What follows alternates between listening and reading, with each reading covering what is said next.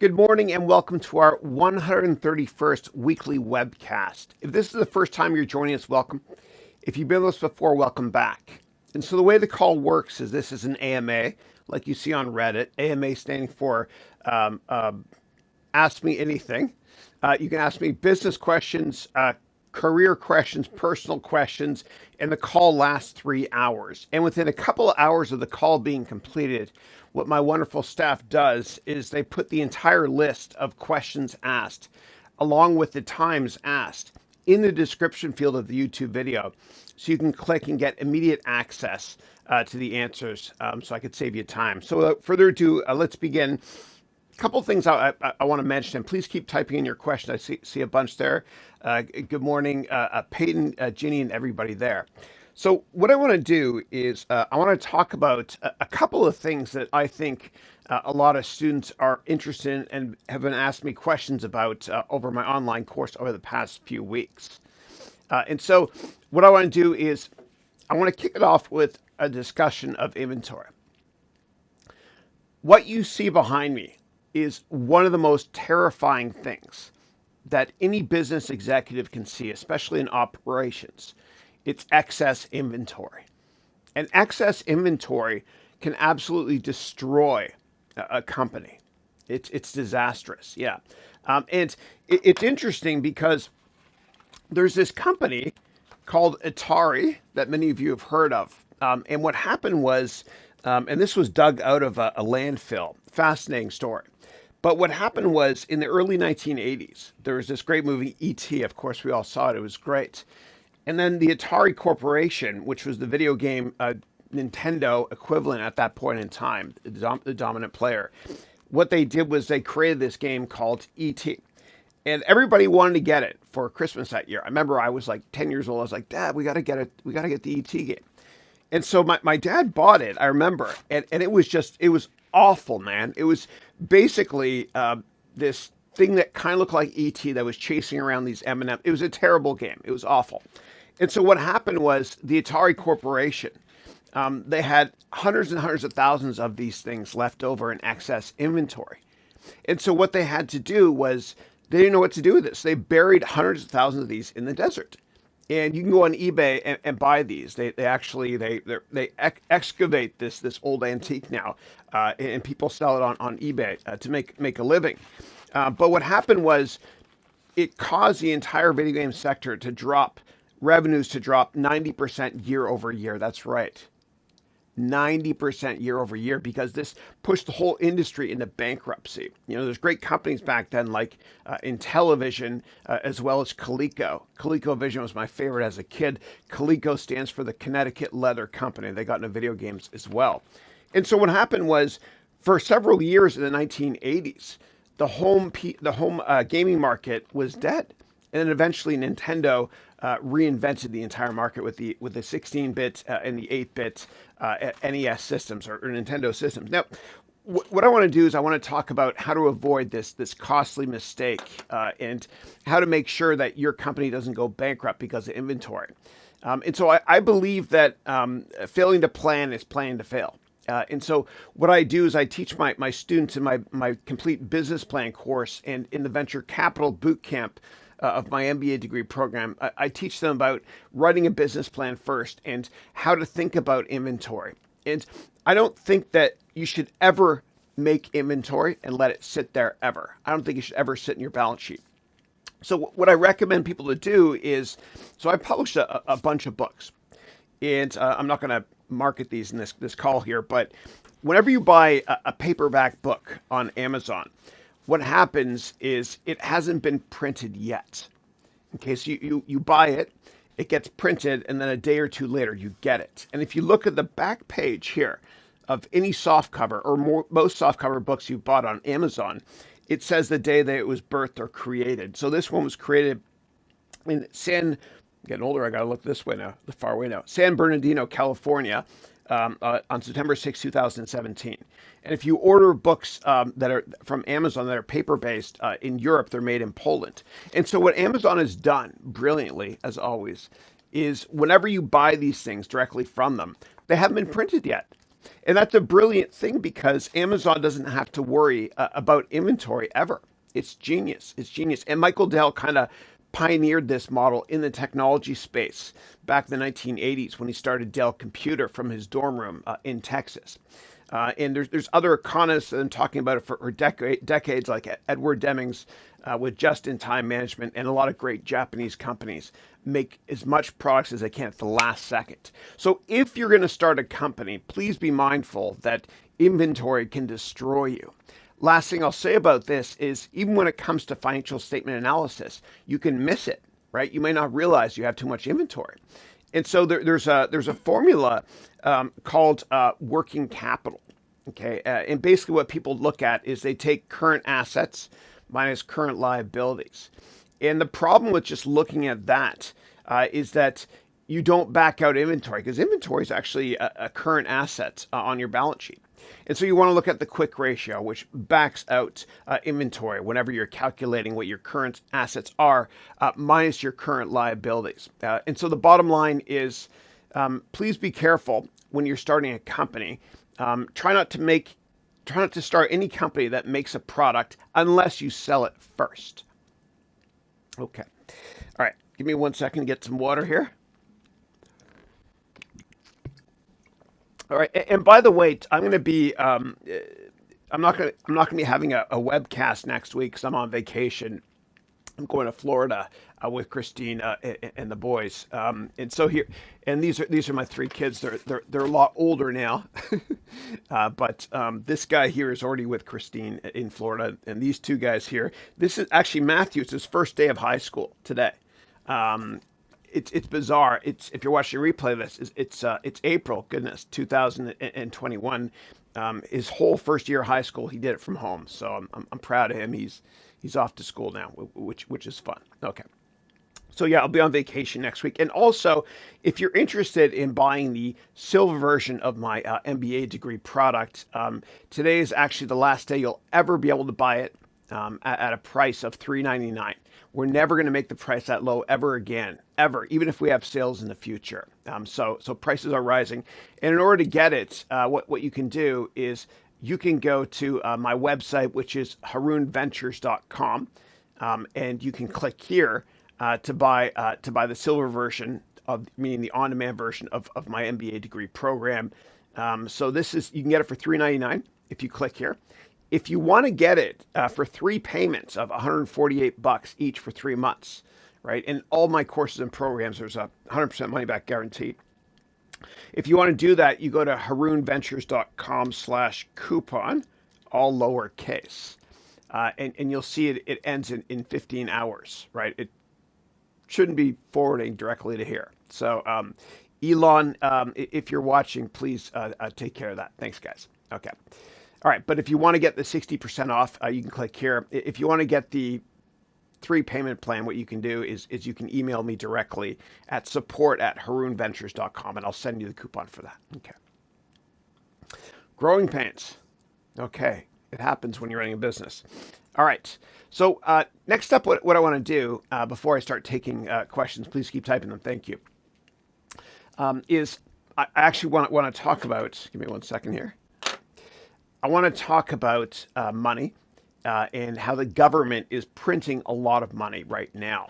And so what's happening is since last year, and one of my amazing MBA degree program students, Peyton, told me about this. He said last year, the United States government printed 25% more money than they had the year before. And so what's happening is money is everywhere. This is fake money, of course. But the government is doing this to help the economy globally, okay? And every country has a different body or government body that actually prints money. And I'll explain the whole process really quickly. So in the United States, it's actually the Federal Reserve. And in Europe, it's a different standards body as well. And what happens is governments, they have 2 sets of medicine to help fix the economy, so to speak. Okay, and this has nothing to do with COVID, but the medicines that the government has include fiscal policy and monetary policy. Let me talk first about monetary policy. So monetary policy, as it sounds, is the policy of money. And basically, it means if you create a lot more money, then what happens is interest rates go down. Just like any product, you make more of any product, supply goes up, price goes down. So if the government prints a lot more money, interest rates go down. And when interest rates go down, it's easier to get loans. More people want to get loans, and people spend more money as well. Because what's the point of saving if the savings rate is very, very low in your bank account, that is.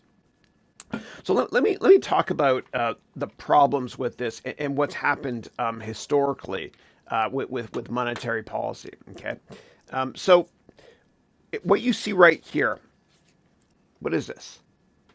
It's a dollar. From what year? 1957. It looks identical to the one we have today, which is signed by the Treasury Secretary, Steve Mnuchin. Yeah. Former Treasury Secretary. Yeah. So it hasn't really changed. In fact, if we go back in time, it's interesting because this is what it looked like in 1917. It's not that different, right?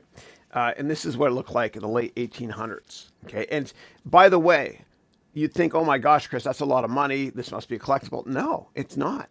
It's not, because the government printed way too much of this stuff. In fact, and I'm going to talk about the Deutschmark, what's behind me in a second. It's a fascinating story. But I was with my family in 2017. We went to Israel, and then we went to Jerusalem. And I bought this coin in Jerusalem. And it's got Pontius Pilate on one side. And this is from the year 30 AD. Okay. And you might think, goodness, Chris, that's a lot of money. That you must cost you a fortune for this artifact. No, costs next to nothing. And the reason is because they made so many of these things. It's all about supply and demand. And so cash is trash. It's one of the worst investments you can possibly make, right? And this here is the Deutschmark. Okay, so, and I love getting props on eBay. And by the way, if you're ever giving a presentation at work or online or Zoom, whatever, buy props from eBay and then sell them back over eBay. It'll cost you 5% net with fees doing that. But like show and tell, people remember this stuff. It's awesome and it's fun. So this here is a Deutschmark. Okay.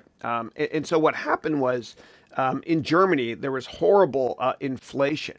And so the government kept printing money after World War I. And they did so much of that what happened was this became worth nothing.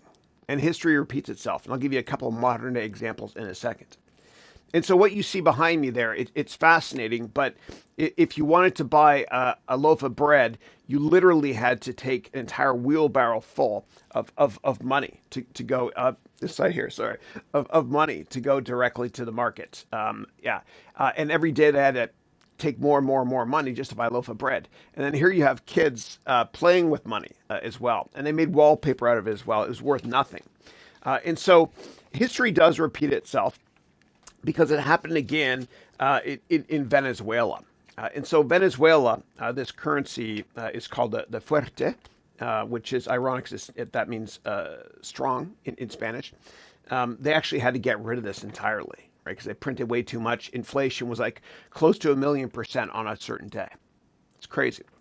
Other examples I'll give you here. Okay, so in my hand, I'm holding $10 billion. Okay, and this is from the Reserve Bank of Zimbabwe, right? And you think, oh my gosh, that's a lot of money, Chris.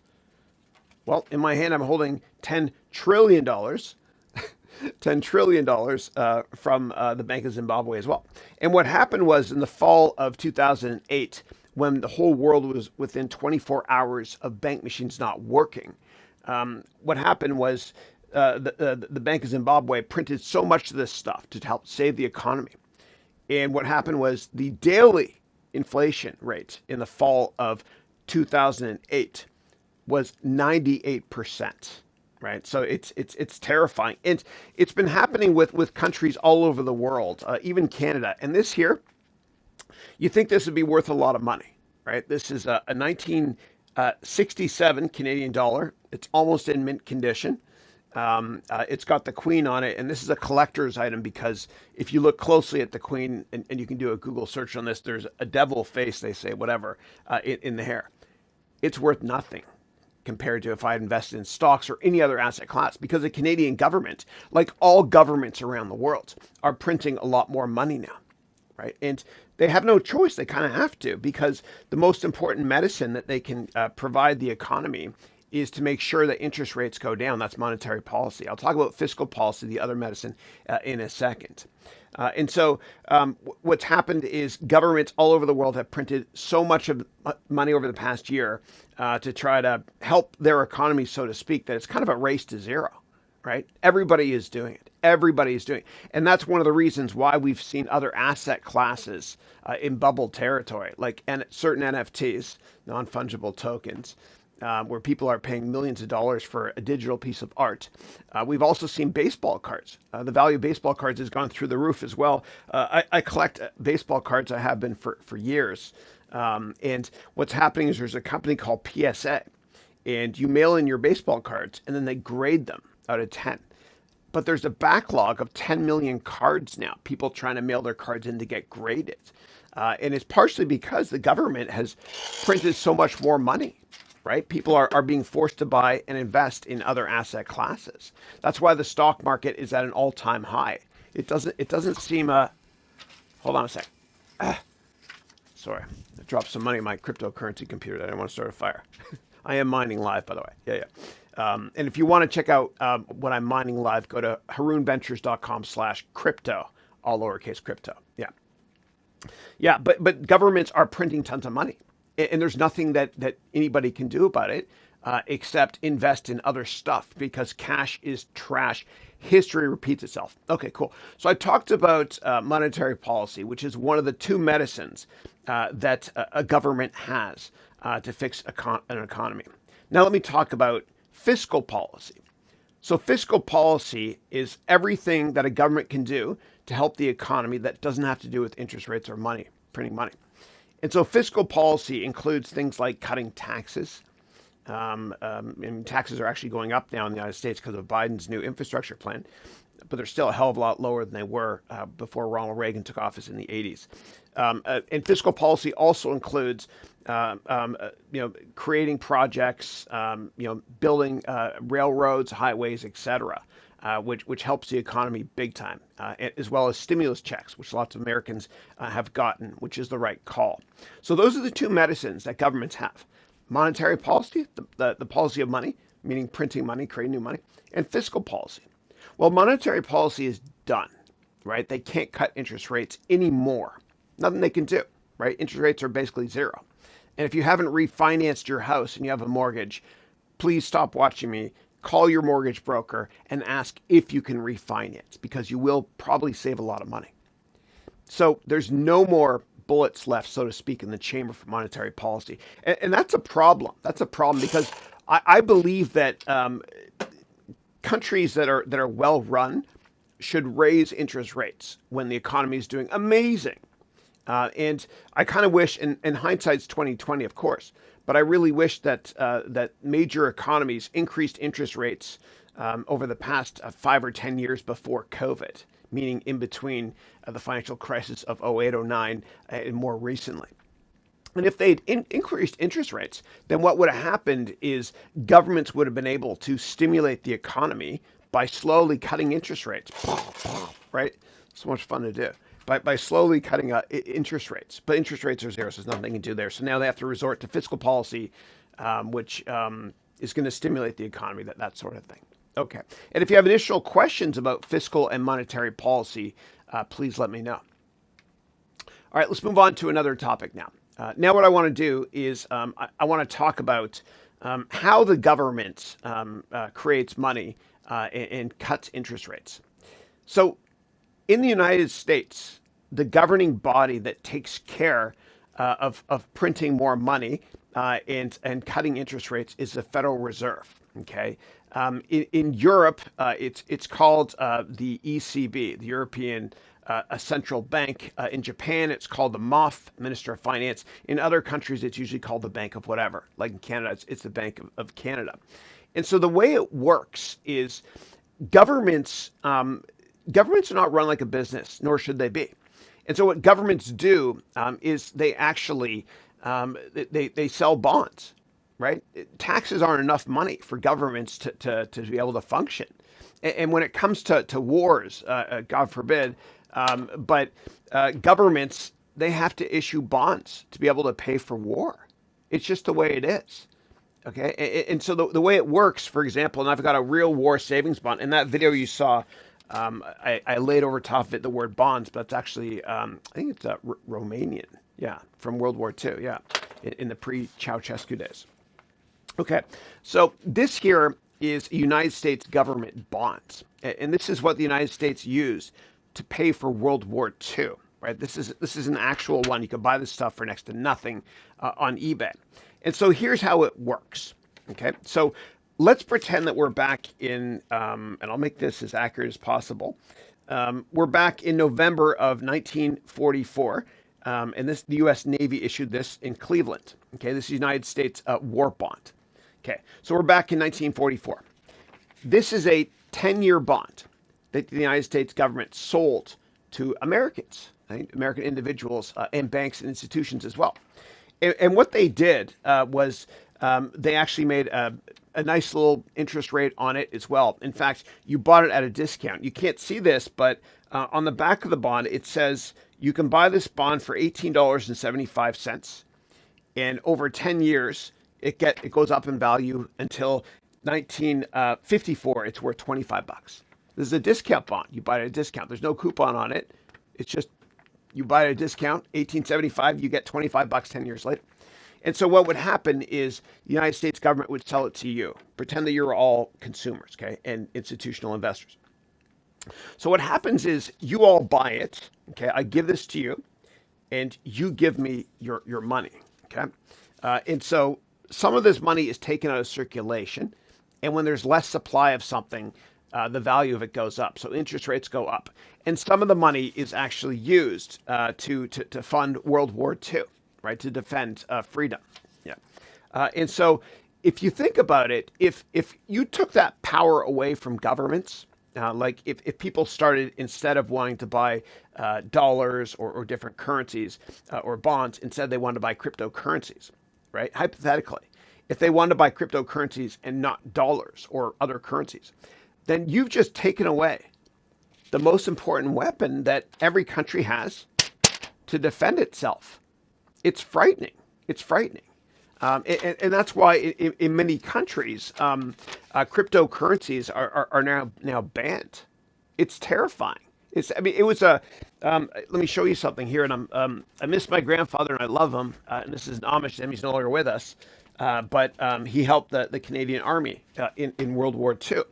But right here, this here is a poster I bought to buy victory bonds. This is from the Canadian government. And governments have to market these things like you market any other product. But imagine if we go back in time, and imagine if cryptocurrencies existed and were very, very popular and widely used in the 1940s, right? The whole world would look completely different. And that is why governments are banning cryptocurrencies. Also, a lot of them are a scam. You know, I believe that there's a bunch that are great investments, but I believe that most of them are scams. I've owned a bunch of cryptocurrencies and I'll never sell them. And I actually mine as well. And I'll show you, actually, if you're curious, the whole process of mining. I've got my mining machine on the floor here. But if you want to monitor how my mining machine is doing in real time, just go to my website, HarounVentures.com/crypto. And that's all lowercase crypto. Okay. And what you can do, and I've got a cryptocurrency course as well. But what you can do is you can click this link right here to see how my mining computer is doing. Okay. So right now, the balance is $14. And once I'm mining Ether there on the ground on my mining computer, once I get to 200, or about $200 or a little bit more than that, 0.2 Ether, then I automatically get paid to my public key, which is my wallet on Coinbase. So anyway, you can monitor this in real time if you want to. And in another video, what I'll do is I'll show you my mining computer, how I built it, and how easy it is for all of us to be able to mine at home. Okay. All right. And let me show you a couple other bonds really, really quickly, and then we'll move on here to questions. So I showed you the United States bonds here. Right. So what I'll do next is I'll show you a couple other bonds globally. And it's interesting because of what's happened with the Suez Canal. Right. So the Suez Canal was blocked by a ship. And so what happened was it hurt international trade. Now, I want to talk about something similar to the Suez Canal. This was issued to create a dam, okay, an infrastructure project by the Egyptian government back in the early 1900s, okay? And just like the American bond I showed you to fund World War II, this worked the same way. You bought it at a discount, okay? And you won't be able to see this, but after every year, it's like a 30-year bond up until January of 1933, so over 30 years. So from the year 1903, you buy it. And then what happens is it goes up in value every year until the end of 30 years. It's sold at a discount, hence the name discount bond. And so this one here is very international. I love it. Okay, and I love teaching my students based on props that are used in the real world. I'm in the process now of making the complete derivatives, options, and futures course, and I've got a lot of fun props I ordered as well. Okay, that'll come out later this year. If you're watching replay, it's 2021. All right, so this one here, this was issued by the Egyptian government to create a dam. Okay, and I got it off eBay for next to nothing. And it was written in French, and it's in pounds sterling. Talk about a great international example. And in my MBA degree program and all my courses, I teach from a global perspective, not just the United States or Canada, where I'm from, represents. So imagine if the Egyptian government couldn't issue bonds. Imagine that. Imagine if cryptocurrencies were in high demand in Egypt and the Egyptian government couldn't issue bonds, right, to be able to fix the Suez Canal or defend itself or whatever the heck it is. Imagine. That is why a lot of countries are starting to outlaw cryptocurrencies. It's the biggest threat to national security in history. And here's a more local example. So this here, and this has a coupon on it, so it's another kind of bond. And if you're confused what a bond is, basically there's two ways for companies to raise money. They can issue debt, meaning getting a loan, or they can sell shares, meaning a stock on the stock market. If they issue debt, that's called a bond. Okay, and countries use bonds as well. You can't buy part of a country. I mean, there's no stock market for countries. So this here is, it's from the state of California. Okay, it's called Street Improvement Bond. It's from the city of Los Angeles. Okay, and this was to build out roads in the 1930s. And this one here, it's a little bit different from the other bonds I showed you because it's got coupons on it. So what would happen is you would buy this bond and then you would rip off a coupon and then you take it to the bank to be able to cash in money every once in a while or so. And imagine how much worse traffic would be in Los Angeles if the government of Los Angeles wasn't able to raise money through bonds to improve transportation, etc. So the bottom line is that the biggest threat to national security it definitely is globally at this point for many countries, cryptocurrencies. And now you understand how the whole process of creating bonds works. And if you have additional questions, as always, please let me know and thank you. Okay. All right, give me 1 second. All right, what do we got next here? All right, so what I want to talk about next is IPOs, okay, and initial public offerings, IPOs. And so I want you all to be really careful with what's going on in the market right now, okay? So because interest rates are ridiculously low, and a lot of people have cash in their pockets from stimulus checks, et cetera, people, for better or worse, have been investing in IPOs. And there's going to be a lot more IPOs coming up this year. So I want you to be careful. I want you to do your own work. And I'm going to teach you how to do your own research as well when it comes to initial public offerings. It's also referred to as going public. Yeah. So I want to show you this here. And I guest lectured in my son Dylan's class, the guy in the middle here. He's a bit older now. He's 11. I guest lectured in his class over Zoom yesterday on stocks. And I was teaching them how to do research on companies and how to think long term. And so I use this prop. Now, this is historic. And of course, like all my other props, I bought it on eBay. And if you ever want to give a presentation, buy props on eBay because people will remember them, and then sell them back to eBay after your presentation. So the whole thing will cost you 5%, whatever fee, because you. Yeah. So this here is a mascot for Pets.com. And what happened was back in 1999. The internet bubble was in full force, right? There was a bubble, like there's a bubble now in several markets.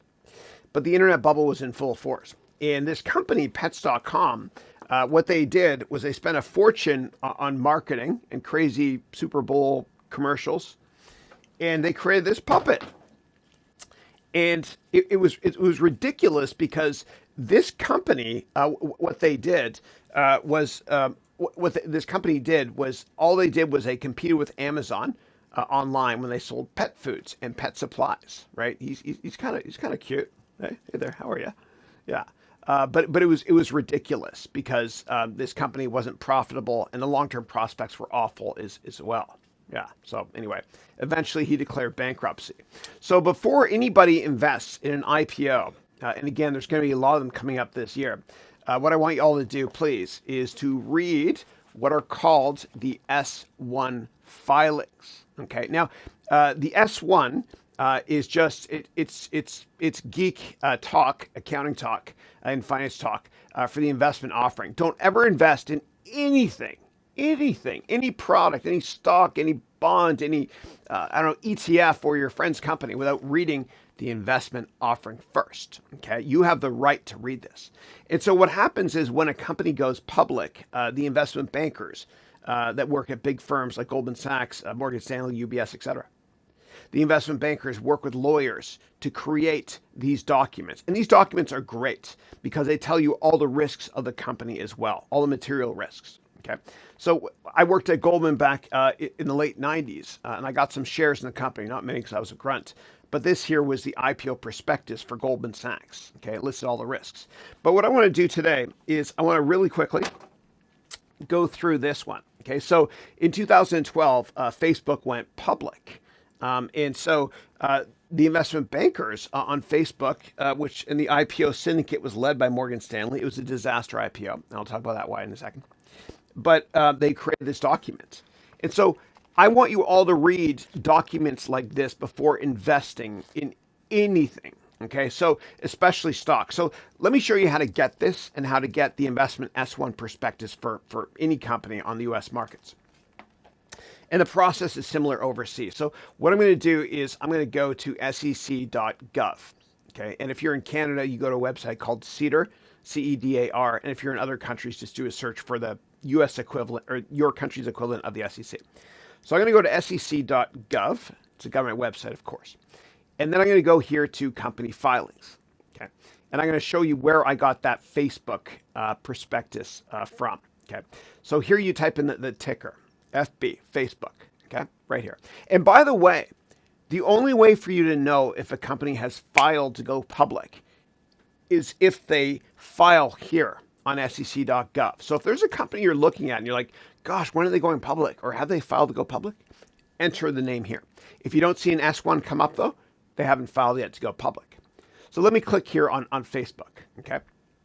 So right here, these are all the financial statements for Facebook. And on the right side here, you got the 8K. And basically that means an earnings report or an important report as well, okay? And this is the earnings report. This here is an annual report, the 10K. And then there's something called the 10Q, which is quarterly reports. But you can also get what's called an S1. So you click here on View Filings, and they just changed the format of this. Looks kind of nice, actually. Okay. So if we do a search on, I guess, S1 documents, search text, see if it comes up. S1, no results. Wow. Okay. Let me go back here. They just changed it. The problem with doing these things live is I can make an idiot myself. I'm going to struggle through this live with you guys, okay? All right, so let me go. Form type.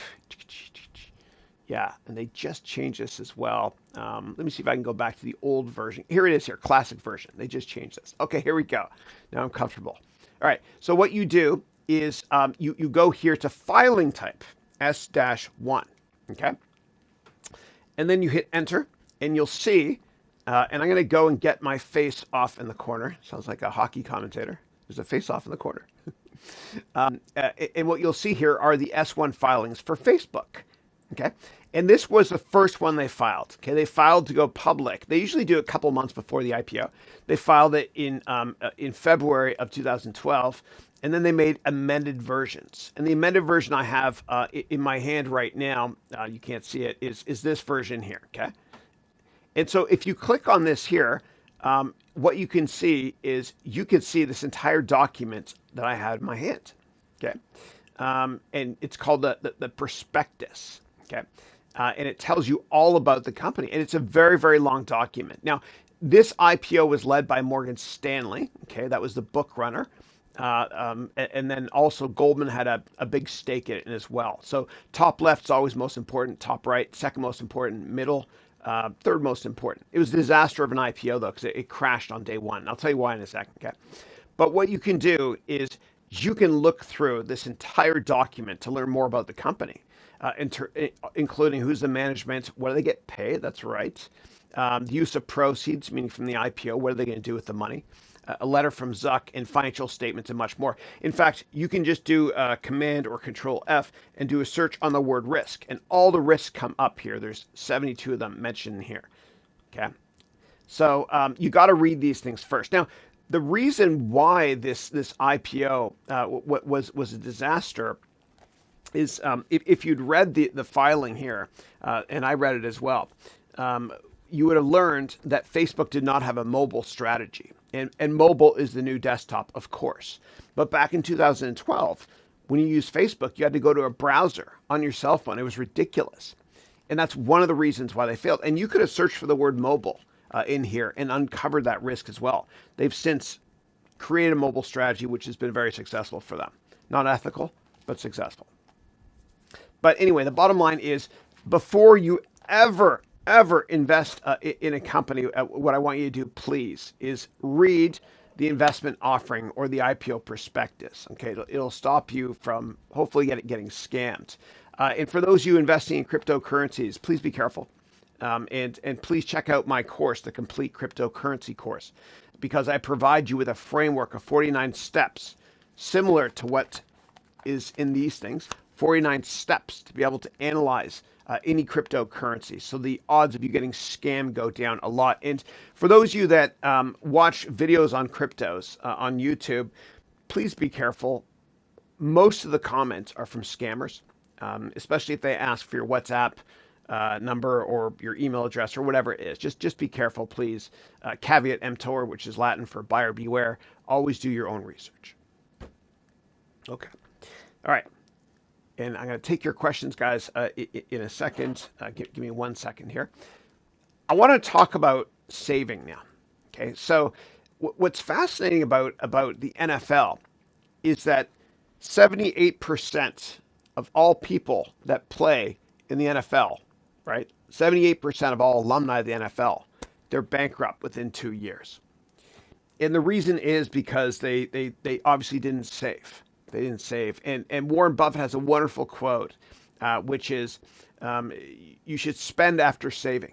Okay. Don't save or don't, you should spend after saving instead of saving after spending. Is that right? Yeah. Spend what is left after saving instead of the other way around. Goodness, I butchered that, but I think you get the idea. And so I want you to think of that as well. And I want you to basically, every time you get a paycheck, if you have the means right now, what I want you to do, please, is I want you to have money automatically taken out of your account and put into your retirement savings program. In the United States, it's called 401k. Overseas, it's called something different. Okay, but it's out of sight, out of mind if it's taken out of your bank account or your paycheck, if you have the means, God willing, to do so. So please try to save before spending instead of the other way around. And I've got a new course which is called Savings 101, 47 ways to save your way to becoming a millionaire. And what I'm going to do is I'm going to show you a very, very short trailer, and I'll take your questions here. Thanks. Is this finally an online course that actually helps you save your way to your fortune? Yes, it is. Welcome to Savings 101, an exciting journey to massively increase your net worth so you can save literally millions of dollars. I teach business courses full-time online, but I used to work in the venture capital, hedge fund, and consulting sectors. I worked at Goldman Sachs. I've also started my own companies, and I have an MBA in finance from Columbia University. I've set up many companies in several different countries, as well as offshore banks in several different Caribbean islands. I've raised and managed over $1 billion in my career. I've learned a lot about time value and money. Now, I'm going to teach you how very small yet meaningful changes in your spending habits can lead you or your business to millions more. And by the end of this course, you'll be very confident in your ability to save. Not only that, you'll enjoy the process as well. Why?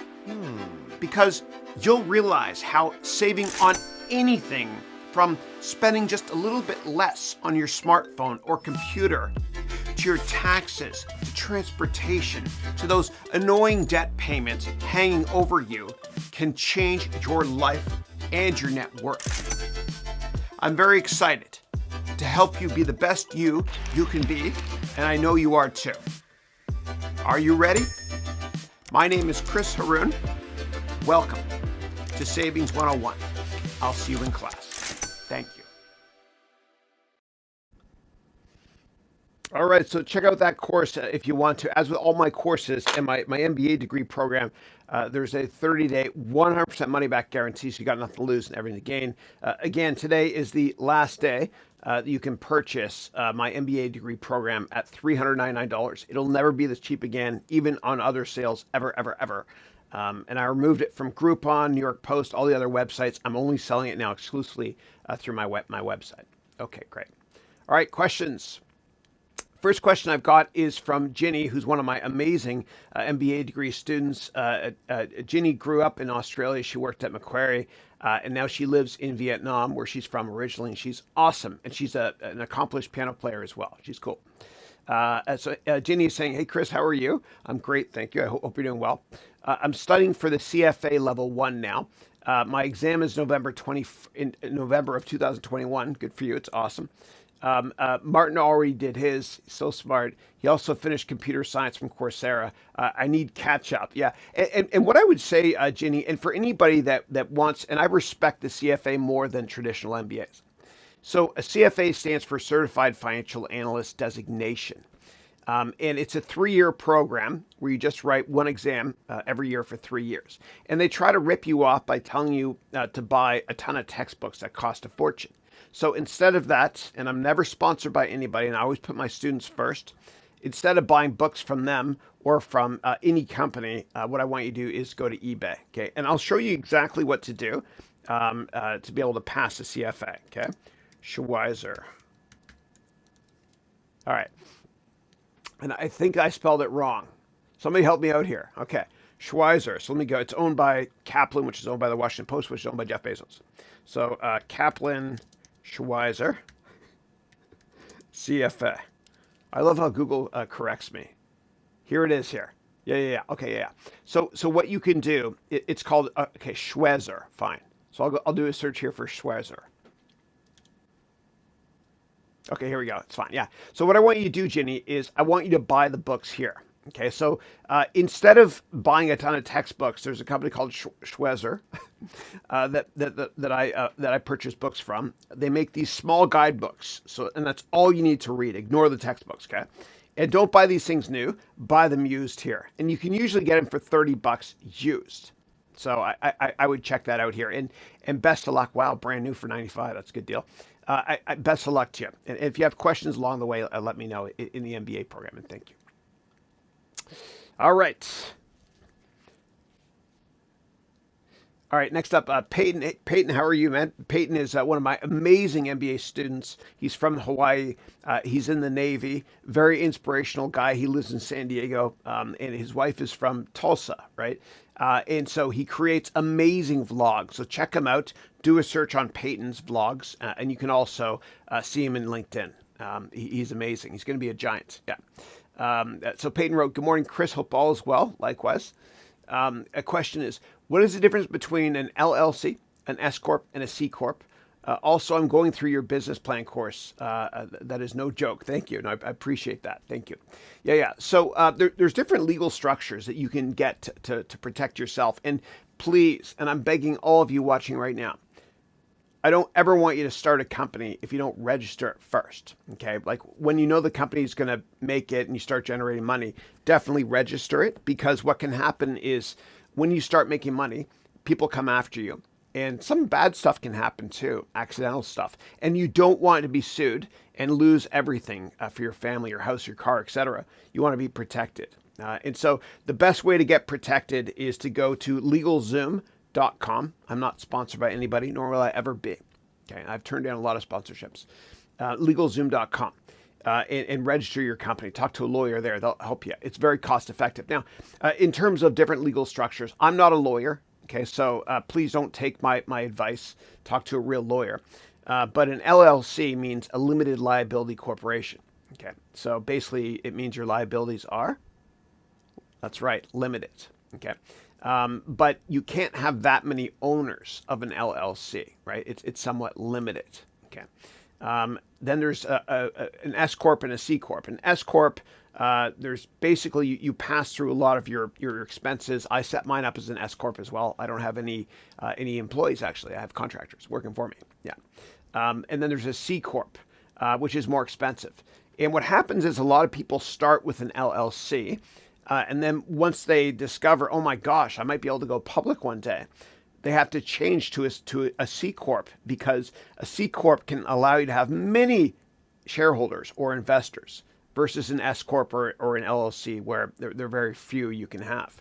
A C-Corp is the most expensive, though, to set up, but it's definitely needed if you want to go public, yeah. And there are more differences, too. Talk to a real lawyer, please. I'm not a real lawyer. I don't like lawyers, except for my neighbor, Moji. She's cool. And civil rights lawyers. I love them. And any of my students that are lawyers. I love you guys, too, yeah. All right, I'm kidding. All right. All right. Perfect. All right. Next, Jose, how are you, man? Oh, goodness, Jose. It's been a while, brother. I hope you're doing well. Jose is originally from Venezuela. He graduated from my MBA program last year. Brooklyn in the house. He lives in Brooklyn with his wife and I guess 6-year-old or 7-year-old daughter now, right? Yeah. I hope you're doing well. And he's doing very well in the payment sector. He started a very successful payments company as well. Good dude. Good dude. Great to see you, Jose, man. So Jose saying, good morning, Chris. Glad to see you again. Thanks for everything. Best prof ever had in my life. Thank you. God bless you. I appreciate that. Thank you.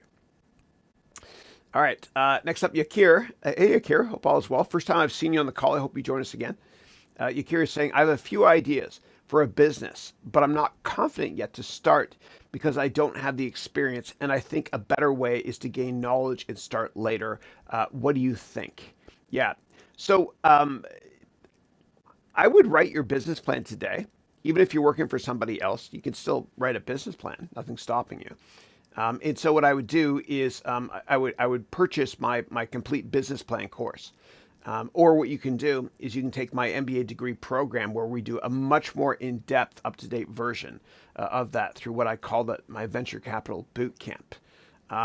Because failing to plan is planning to fail. In most companies, most people don't actually write a business plan before they start their companies. And starting a company can be the most stressful thing in your life. It can destroy your life. It can, if it's not done right. And so I want to humbly help and do my part to provide you with a framework and tools so that you can plan accordingly. Okay. Yeah. So check it out, the complete business plan course, or take my MBA degree program, where we do something much more in depth through a venture capital boot camp. Yeah. But don't think lack of experience or age should hinder you or stop you from chasing your dreams, right? You just got to be willing to fail over and over again until you're successful in life. You know, Michael Jordan's my favorite quote ever. I have to point to it so I can make this the picture for this week's webcast. Michael Jordan said, I've failed over and over again in my life, and that's why I succeed. Yeah. And this is what YouTubers do. they hold up an image or they point at something for a couple of frames while the video is still running towards the end of your video, so they can make that the thumbnail. Yeah. All right. All right. Next up, Peyton is asking. Peyton always has great questions. Peyton is saying, when buying real estate, would it be better for a lower interest rate or a lower principal? I guess it depends on how much cash you have. Hannah and I want to get into the real estate game. Yeah. So, and it's funny because I'm actually creating this year also the complete real estate course. An unabridged, much longer version of that is going to be, and detail oriented, is going to be in the MBA degree program later this year as well. Yeah. It all depends. It's tough for me to answer that from a global perspective as well. And I try to be generic enough for all my students, because in America you can write off the interest on your mortgage, right? It's tax deductible. In almost every other country you can't do that. And I've had interest-only mortgages before, but make sure if you're going to do an interest-only mortgage that you have sizable income that if needed, you could immediately put down a big down payment to pay off part of your principal. Yeah. And what you want to do is, you and Hannah, your wife, what you want to do is you want to basically create your own personal income statement and balance sheet as well. And I'll help you with it in class as well. Okay. And figure out how much money you're going to be making every year from the Navy and other side hustles, if you have them, for example. And make sure you have enough to cover the principal, because what would break my heart is if you just did interest only and then one day realized that you won't be able to pay it off because rates spike. And make sure that you're locked in. Like, if you guys can, when it comes to mortgages, if possible, and I had to wait till my 30s before I bought my first apartment in New York, but if possible, try to get a fixed rate if you can for 15 or 30 years if you can. And what that means is interest rates won't spike. And so what happens is, quite often, and interest rates will never be lower than they are today. So everybody should be trying to refinance their mortgage right now. But if you refinance and you have a variable rate, what can happen is within a couple of years after the mortgage, if interest rates spike, and they can't go any lower, but if they spike, then you're screwed. Because your mortgage payments go up a lot as well. And then from a cash flow perspective, you might, be in trouble. So I would try to, if you can, get a fixed rate for 15 years at least, or 30 if you can. Yeah. Okay. All right. And if that did not answer your question perfectly, or if you have any follow-ups, Peyton or anybody, please let me know. Thanks. Okay. All right. And then Peyton is saying, with respect to real estate, the house you're buying would be in Oklahoma. That's right. And you live in Southern California now. Oklahoma is much more affordable. That's right. It would be in Oklahoma. And would it be wise to wait until we get there, or hire a property manager? We can't afford a rental in California. Yeah. So I would talk to an accountant first. And the reason I would is I'd like to make sure that you can write off some of that for tax reasons as your primary home, right? Although you might not be going there and spending more than 6 months of the year in Oklahoma, just see if you can get it as a primary home, okay? For tax reasons, that's outside the scope of my knowledge. I'm not a tax lawyer at all. And what you can also do is, people don't realize this, and you mentioned your wife's name is Hannah. What you can do in the United States is you can get a one-time gift from your mom and dad, and Hannah, your wife's mom and dad. That's 4 one-time gifts that are tax-free for them. Okay, there's taxable benefits for them, and you can use that towards the down payment on a house as well, if that's an option. Again, talk to a lawyer first. The best way to talk to a lawyer is to go to LegalZoom.com. I go there all the time. I'm not sponsored by them, but it's the cheapest way to talk to a lawyer, and I've spent a fortune there. And I've saved a fortune by using LegalZoom lawyers as well. Yeah. They charge, I think, $15 an hour for personal stuff, $30 for business with a 6-month sign-up contract. Yeah. All right. And if you're just joining us now, just a reminder, I'm going to be on a badly needed vacation next week. And also today is the last day you can buy my MBA degree program for $399. It's never going to be this low again, the price. And if you want to buy it, what you can do is just go to my website, Haroun Ventures, and then click here. Okay. If you're watching a replay, this link will probably be gone by the time you watch that. Yeah. All right. All right. What do we have next here? And Matthew McConaughey, apparently he wants to run for governor. Yeah, it's interesting. Yeah. Guy's inspirational. I like him. Oh, if you get a chance, watch Matthew McConaughey. And this is a prop. I'm a fraud. Okay. This is just a prop. It's fake. But watch Matthew McConaughey's Oscar speech that he did in 2014 for Dallas Buyers Club. It'll inspire the hell out of you. And if you want to learn how to public speak or speak good and stuff, unlike me, watch the Academy Award speeches on YouTube. Just do a search because they've been trained their whole damn lives to do it. Yeah. All right. And then Peyton is saying, what was one of your biggest mistakes, and what did you learn from it? I appreciate you, Chris. Thanks, buddy. Appreciate that. Yeah.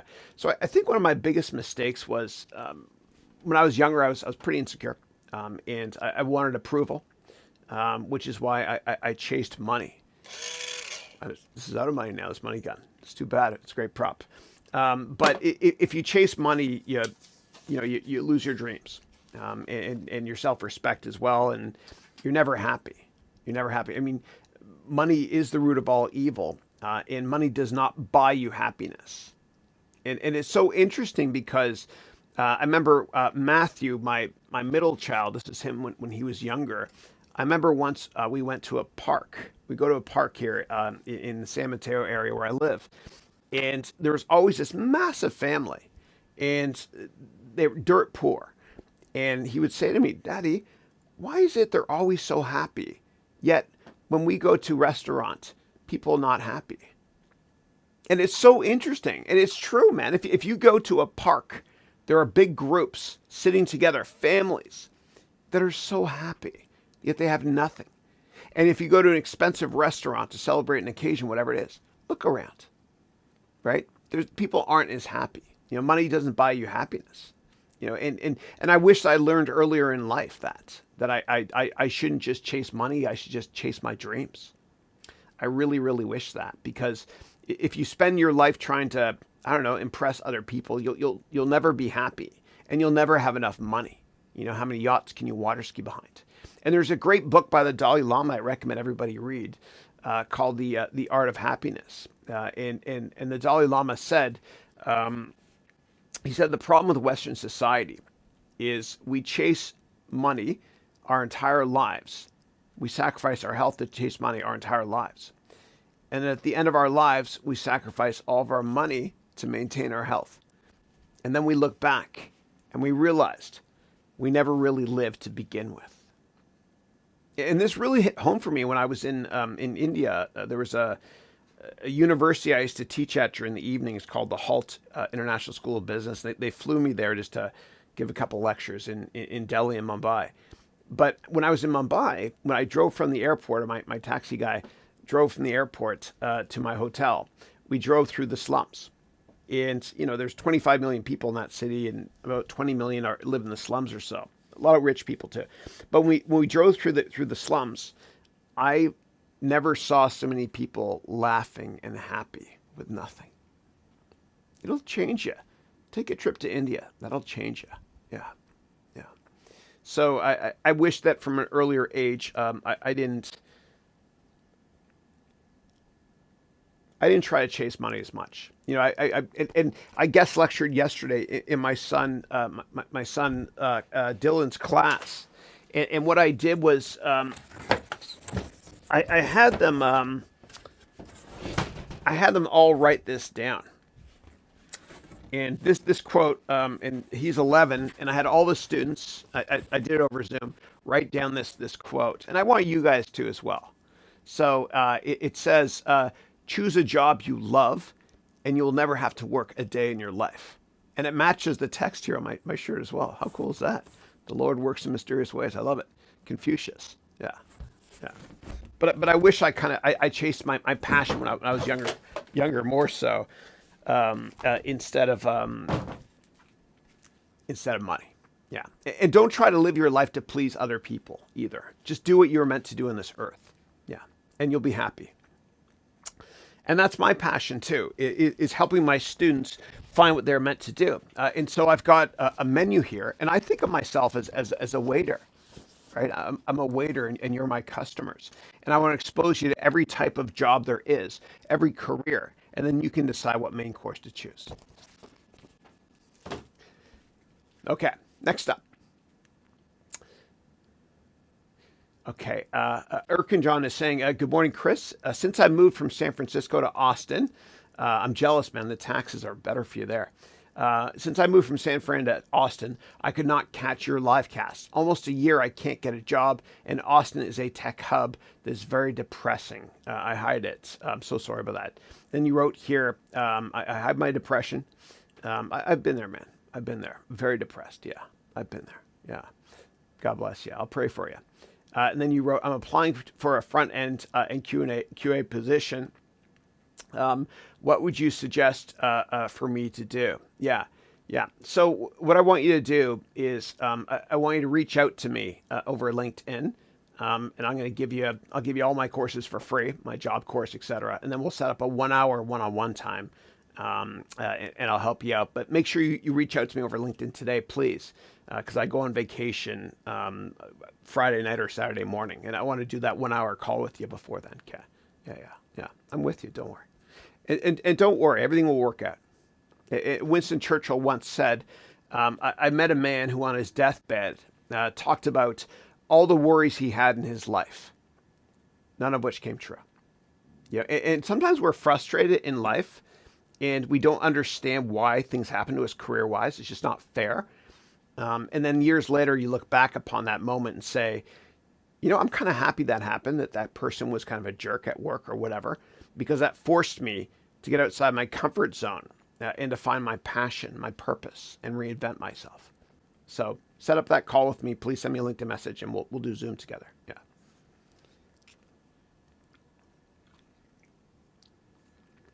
All right. And the way I fight depression, this is kind of personal, whatever, is I get my 20 to 30,000 steps in a day. And what I found, I haven't been as happy as I normally am very recently. And it's because my heart rate is not increasing a lot. So now when I do my steps, I do it on full blast at 3.7 miles per hour on my walker down here, which is 6 kilometers per hour. And I feel a lot better. And water as well. And one of my amazing MBA students, Christina, who lives here with her husband, they're both students of mine, Christian, in the Bay Area. We compete to see if we can drink one of these every day. And there's times as well where we have to, so. But I biohack a lot to fight my depression. And also, I think you can be depressed if you're doing something you don't thoroughly enjoy doing. It's true. When you do something you love doing, work-wise, depression can go away. Obviously, talk to a medical professional first if it's serious. But if you do what you love doing, then you'll be happy. You'll be happy. Yeah. So yeah. And I think if anybody is like, for me, depression, I also do weights, not much. I'm a pretty small guy, whatever, but that helps as well. Get rid of depression. Exercise does. I also make sure that I open the window up a lot during the day when I'm not live, so I can get vitamin D. And I have a special light up here called Miroco, Miroco. And I want to show you, it's $60, but it's actually helped me. And it doesn't release vitamin D, but it makes me happier. And I'm not sponsored by anybody, but let me show you here. So let's go to Miroco Light. Yeah. So, and you can get cheaper versions as well. I have one hanging upside down from the ceiling here. But it's light therapy. The reviews are great too. And I respect Amazon reviews as well. So check it out if you want to. Yeah. All right.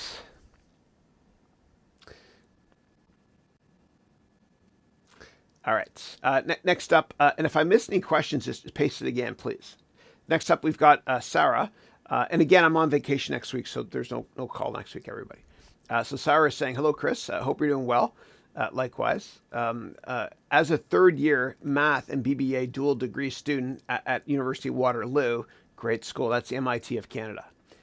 How can I best reach out to bankers for internships? Would they even check their emails or LinkedIn? Yeah.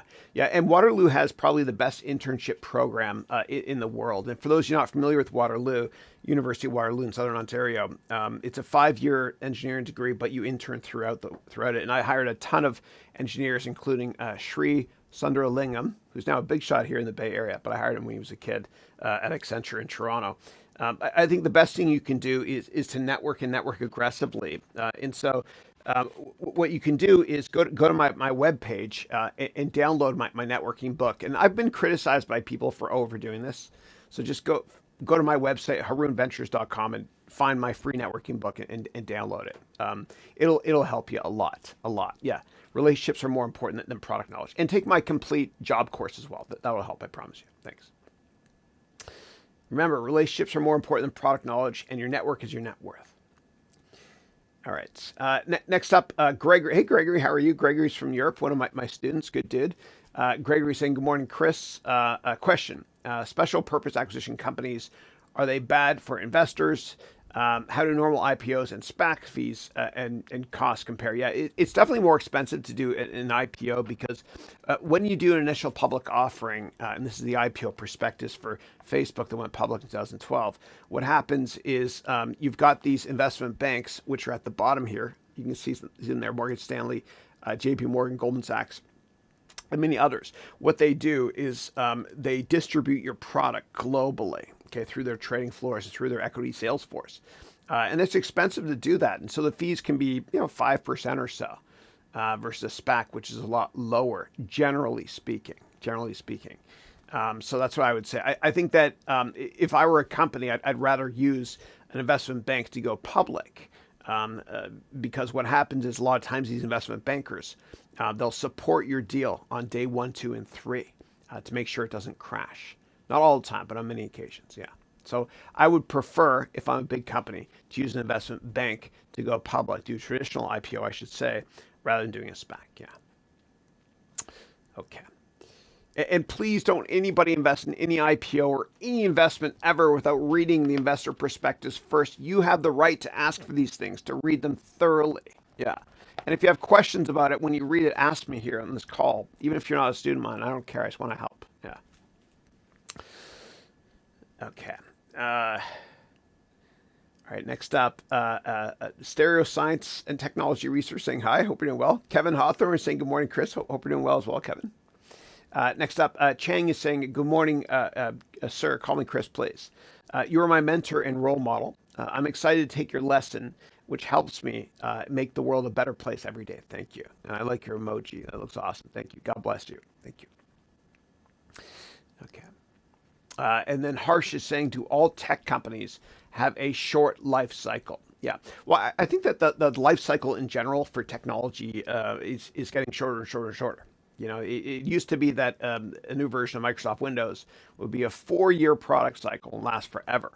But as Bill Gates said later in his career, Microsoft's always 1.5 years away from bankruptcy. He used to say that only the paranoid survive.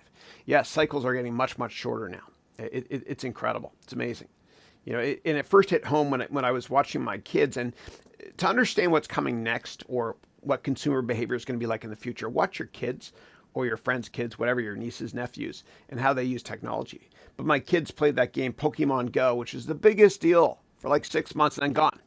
And I've noticed in the video game sector, the life cycle of games is actually decreased materially. It's unbelievable. And so it's happening in general in software, unless a company can raise a fortune to build awareness, to buy subs, so to speak. Yeah. Yes, it'll continue to get shorter. Yeah, absolutely. Because the barriers to entry are very low right now to start a tech company. When I was younger and I started my first tech company back in the 90s, I had to actually buy Office software. I had to buy Corel Draw. I had to buy a server. I had to get a T1 line. I'm dating myself here. But all this stuff, or a lot of this stuff, is free communication wise. I mean, you're all watching this for free. YouTube is it's the biggest gold rush in history. And it's the only gold rush that costs you nothing to make the product, and the only gold rush in history where you can get access to billions of customers immediately for free. Yeah. Yeah. So cycles will continue to get shorter. Yeah. And you'll be able to understand product cycles as well if you read the investment offering before investing in any company. Yeah.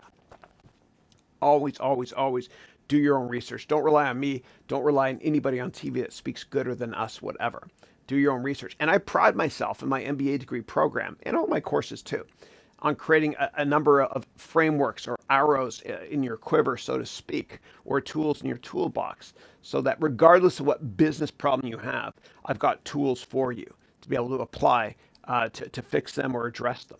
There's that famous saying, which is, give a person a fish they'll eat for a day, teach them how to fish, and they'll eat for a lifetime. And so I humbly try to teach my students how to fish through these various gazillions of different frameworks I provide you all with. Yeah. And remember, no one is smarter than you. And stick around to the end of this webcast, because every webcast, what I do is I end it with a video from Steve Jobs that I licensed from the Silicon Valley Historical Association. Yeah. It's called No One is Smarter Than You, and I believe it. Yeah. Okay. And the most important business weapon you can have is confidence. It's true. If you speak with confidence, confidence leads to perceived competence. No one's smarter than you. Yeah. All right. Next up, Mr. Invisible is saying, "Hey Chris, hey, I want to start my career as a freelance full-time without experience at all. What do you think about it? Can I sell my services, like write business plans or financial models for clients?" Yeah. Yeah, I mean, you can definitely do that. And so let me show you how to think about starting a side hustle when it comes to services. Okay, so you start off with Fiverr and then you move up to Upwork. And so let me show you that. So if you go to Fiverr, that's 5 with 2 R's. Okay, it's a great company based in Tel Aviv. I was right by their headquarters a couple of years ago. What you can do here is you could sell your services.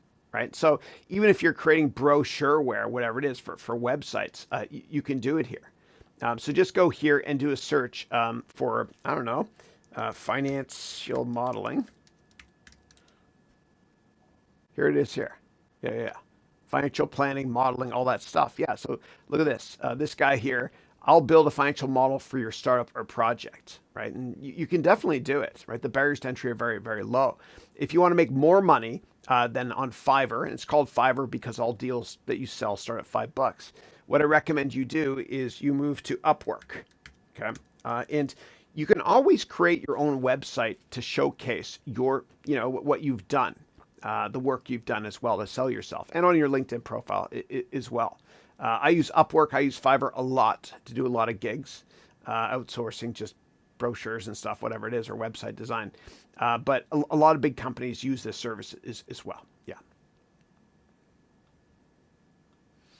We live in interesting times.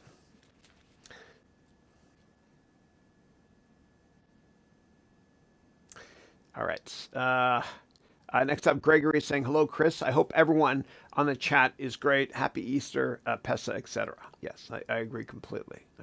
Yeah. Happy Easter as well to all of you. Celebrate Easter. This Sunday, I'm going to see my Aunt Dorothy and my Uncle Ed and my parents in Florida. We'll go to church as a family and then have a great lunch, which I won't pay for. Because when the bill comes, what I do is this. I go, I have alligator hands. I can't find my wallet. Yeah. Kind of like, or I have T-Rex hands. I can't find my wallet. And T-Rexes can't do push-ups, by the way. Their arms are too... Okay. All right. All right. Next up, Harsh wrote here, "I don't really believe in solving a problem business thing. I'm more of a finance and profit guy. How should I choose an industry and the opportunity in it?" Yeah. Well, if you're passionate about finance, what I recommend you do, if you want, is take my complete financial analyst course or sign up for my MBA degree program, where we go in a lot more detail of how to think about finance as well, and easy ways to understand finance and accounting. And for you, if you enjoy that sort of thing, if you thoroughly enjoy it, then that should be your passion. And as a step two, what I would do, and that rhymed, is I would reach out to people that work in the finance accounting industry, leveraging LinkedIn, which I teach you how to do in my MBA program and my courses as well, to get informational meetings. And I guarantee you, if you set up 100 informational meetings, you will get a job. It's a better way than applying to jobs, because every time there's a job opening, thousands of people apply, and you and I are just a number, right? So the person that gets the job is usually the person that knows somebody there. Yeah. All right. And then Harsh is asking me, what about Three Idiots? Did I watch the did I watch the movie? Not yet. And Kevin Patel, who's one of my dear friends and a graduate from my MBA degree program, he always asks me about this as well. I have to watch it. Three Idiots. I promise you, it's on my watch list. I'll watch it as well. Yeah. And then Gregory is saying, great T-shirt. Thank you. I appreciate it. Yeah. Okay. And then Harsh is saying, what are your thoughts on Archegos Capital? I don't really know what's going on. Is there a big crash coming? Yeah. So I don't think of it that way. You can't time markets. And when I used to work in the hedge fund industry, I worked at a hedge fund that at one point was the biggest tech hedge fund on the planet, called Pequot Capital. And there's a brilliant man named Art Sandberg. God bless him, he just passed away from pancreatic cancer. Poor dude. And I met his sons. They're good people. But what Art used to tell us was you can't time these things. And I remember it was in '06 or '07, whatever it was. I think it was '06. I pitched to him Lennar, ticker LEN, as a short home builder. And he said, what's your catalyst? And what's your reason for being there? And I said, it's there's a private equity bubble and a housing bubble as well. And these companies are overvalued. And he asked me about timing as well. And he said, son, I've been around long enough to know never to stand in the way of insanity. Markets peak, markets trough. You can't time it. It's hard. And so I like to think of myself as a long-term investor. Whenever I do research on a stock, and the way I teach my students to do so as well, is to think longer term and create a financial model and value your company based on an earnings multiple or whatever in 5 or 10 years. And that way, where the stock is going longer term if you do research, and you can say to yourself, I don't know the path, but I know the destination. Yeah. The longer the view, the wiser the intention, as Warren Buffett has said many, many times. Yeah. All right. Next up, and there's a quote which is, the market can stay irrational longer than we can stay solvent. Next question is, what are your thoughts on Ray Dalio and his company? Yeah, and so for those of you not familiar with Ray Dalio, he founded a company called Bridgewater, which is in Connecticut, which is I think the biggest hedge fund in the world. Their returns have been great, but I have had friends that have worked there, and it's tough. And they've told me that turnover there is 40% every year, people leaving for whatever reasons. And also, it's uncomfortable because every single meeting and conversation at that company is recorded, except if you're in the bathroom. It's true. And that's just not, I don't know, it's not something I'd be comfortable doing. Yeah. All right. And then next question is, can you explain your shirt? And I love you again. Thank you, Harsh. I appreciate that. Thank you. So it's teacher, mentor, inspire, educate, coach, share, influence, and encourage. Yeah.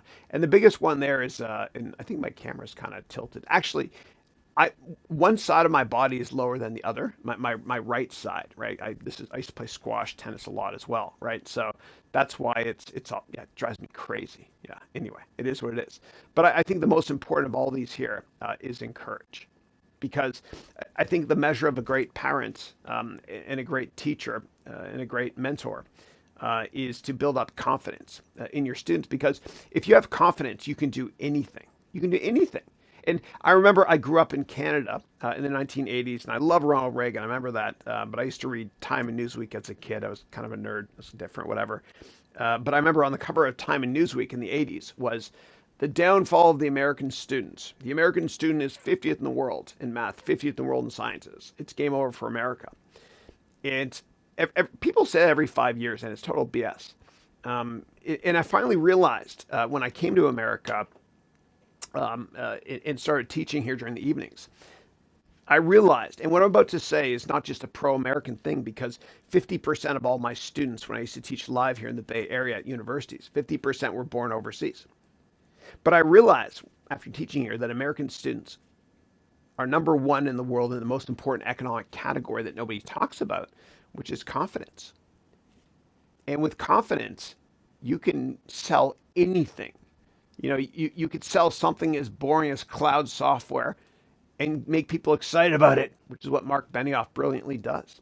With confidence, you can be like Sir Richard Branson, who doesn't see negativity. He's just confident. And he's reinvented so many different industries. With confidence, you can sell. Yeah, that's probably the most important skill set, is to be able to sell.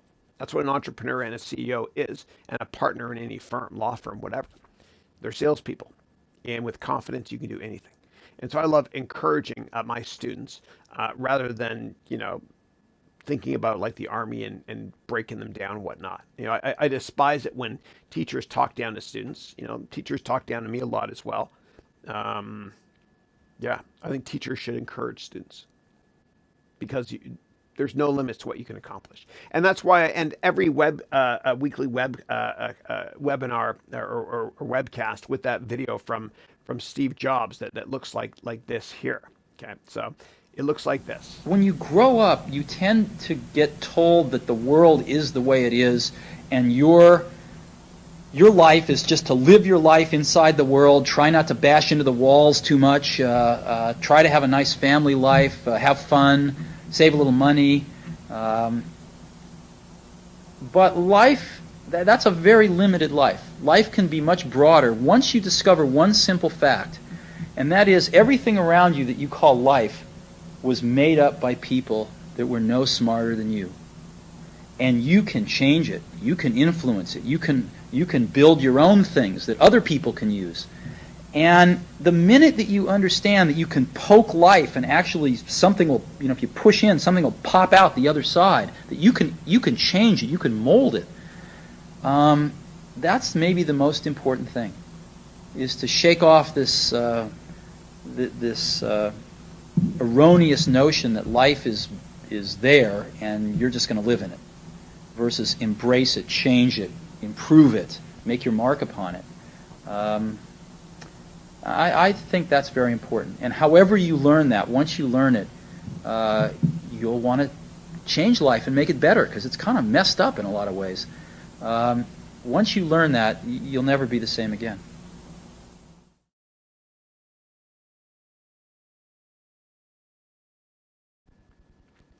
All right. Those are wise words, though, eh? Yeah.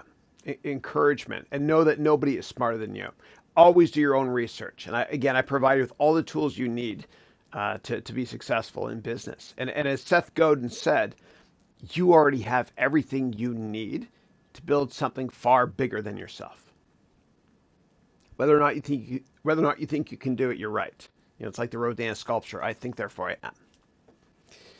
All right.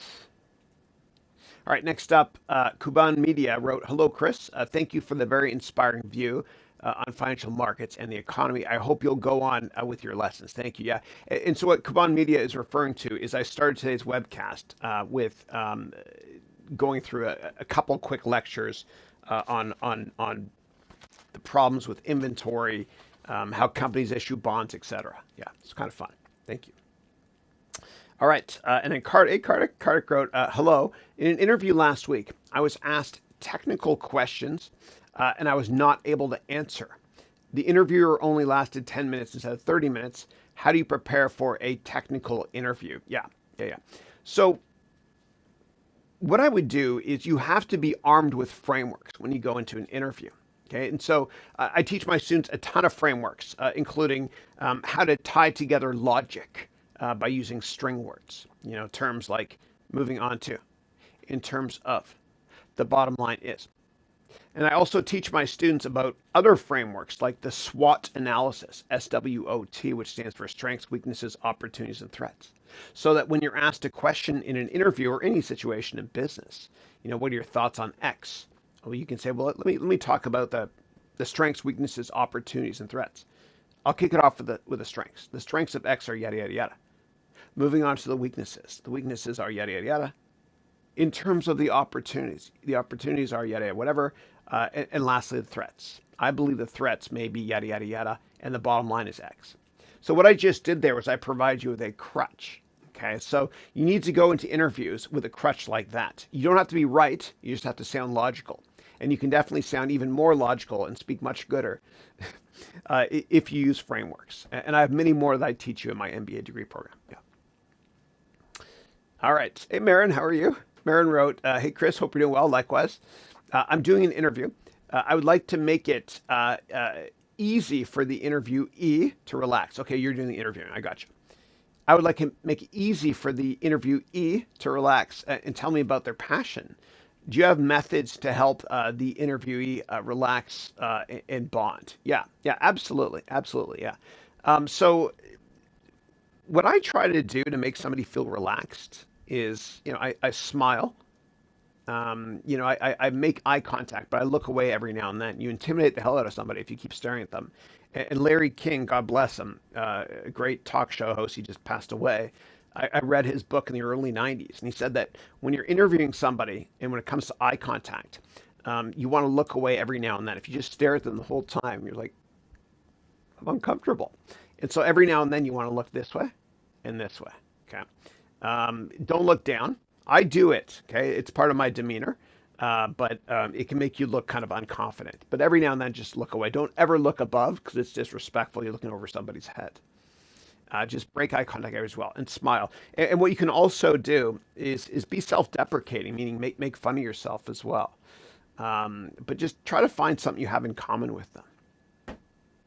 Or just talk about an important event, like, I don't know, maybe the weather, or COVID, or how's your family, that sort of thing.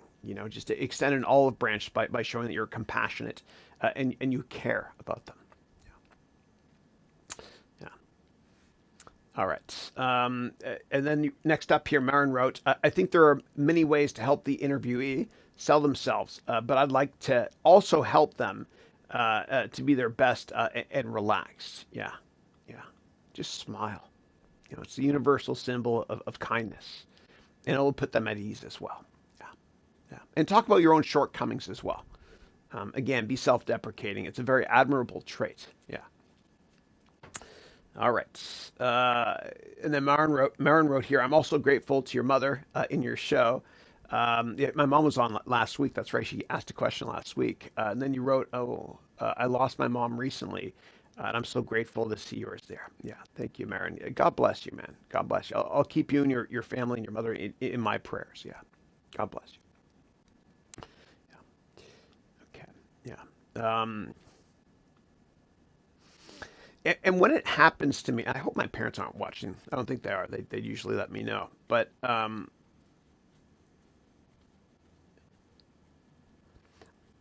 I had a couple of students last year in my MBA program whose fathers passed away, and one of them reached out to me and said, "How would you deal with this when it happens, Chris?" And I'm a religious person. I don't believe that we're here to live this life and that's it. I do believe in afterlife and heaven, and God forbid if it were to happen to me, it will one day.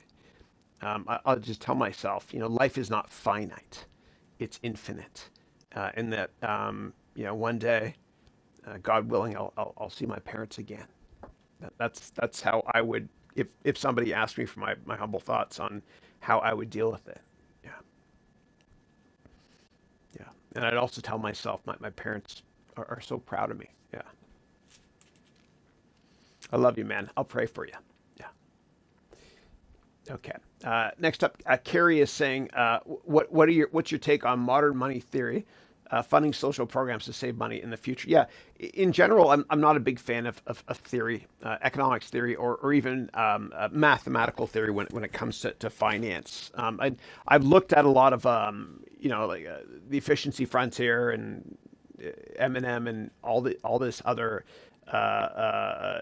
economics and finance theory of the year, supply and demand graphs, and I just don't see how you can apply that in the real world. When it comes to financial theory, the problem is when you look at discounted cash flow, for example, as a way to value a company, which I don't like. There's so many unknown variables. It's garbage in, garbage out, and so if I told you x plus 1 is 3, what's x? Of course, it's 2. If I told you x plus 1 plus q plus w plus old watch is 7, what is x? No idea. And that's what I think about finance theory in general, right? It's too theoretical, and it doesn't have merit in the real world. I love looking at more simplistic ways to value companies, like price to earnings, for example. And within economics, nobody uses supply and demand graphs unless you're an economist, there's not that many economists out there. And remember that economists have predicted 50 of the last 3 recessions that occurred. And I'm writing a course right now and creating new content for the 89th class of my MBA degree program. I'm creating new stuff now on more advanced options, derivatives, futures, market stuff. And I exchanged emails with Myron Scholes a couple of years ago. He's the guy that created Black Scholes. And there's no point in me teaching how to disaggregate and create those formulas. I kind of like to teach as it's basically a black box when it comes to options pricing. Yeah, and for those of you in my MBA program, you'll see it's part of the curriculum. Yeah, and I'm always adding new stuff to the curriculum as well. Yeah. All right. Next up, Tanzil wrote, how do you overcome the fear of failure when starting a new business or a company or doing any kind of new stuff? Yeah. Well, I think the first thing you got to do is tell yourself, I don't give a damn what people think. I don't care what people think of my career, my shirt, the fact that I have a fake Oscar and I'm a fraud. It's a prop for one of my courses. I don't care. I don't care that people think I'm a little bit childish to buy this pets.com device here or product, whatever, from eBay to tell people how to not invest. This is a prop for a company that went belly up. I don't care. You just got to tell yourself, I don't care that I still play video games at 49 years old. I love it. And my latest video game I'm playing on the PS5 now. And by the way, I'm a little bit burned out. So all day yesterday, you know what I did? I guest lectured my kids' class over Zoom. And the rest of the day, I played video games. And I play this amazing samurai game on the PS5. I got to show you what that is right now. Okay, it is just the best game I've played in ages. It's awesome. So it's a PS4 game I got in the PS5. Samurai game. It is so good. What is it here? Here it is. Yeah, Ghost of Tsushima. Yeah, Ghost of Tsushima. It's fantastic. I love it. It's fantastic. You guys will love it. Yeah. I don't care. Like, I don't care that people know that they say it's sophomoric, whatever. Screw them that I play video games. You just got to tell yourself, I don't give a damn what people think of me and my career choices, my orientation, or anything about me. I don't care. I'm going to be me and live my life on my own terms. And I just don't care. Steve Jobs said, your time is limited, so don't waste it living someone else's life. Don't give a damn what people think. Otherwise, what happens if you choose a career to make your parents happy, then what happens is when you have small kids, you have small problems. But when you have big kids, you have big problems. Do what makes you happy, okay? And FDW, forget about the world. Yeah. Do what makes you happy. And don't be afraid to fail. I mean, Michael Jordan, he's got this great quote. I know I overdo this, but I love this guy. And by the way, go to Etsy.com and get a poster like this made for your wall, dude. He said, I failed over and over again in my life, and that's why I succeed. Like, imagine if a professional athlete was insecure like I was and was thinking about everybody watching them. Like, they would never be able to be at the top of their game. You got to tell yourself, I don't give a damn what anybody thinks. I'm going to fail many times in my life, and that's why I'll succeed. And Oprah, I've got this great quote here from Oprah. And the reason I have all these things here, I was guest lecturing again in my kids' class yesterday, and kids are more visual. So Oprah wrote, failure.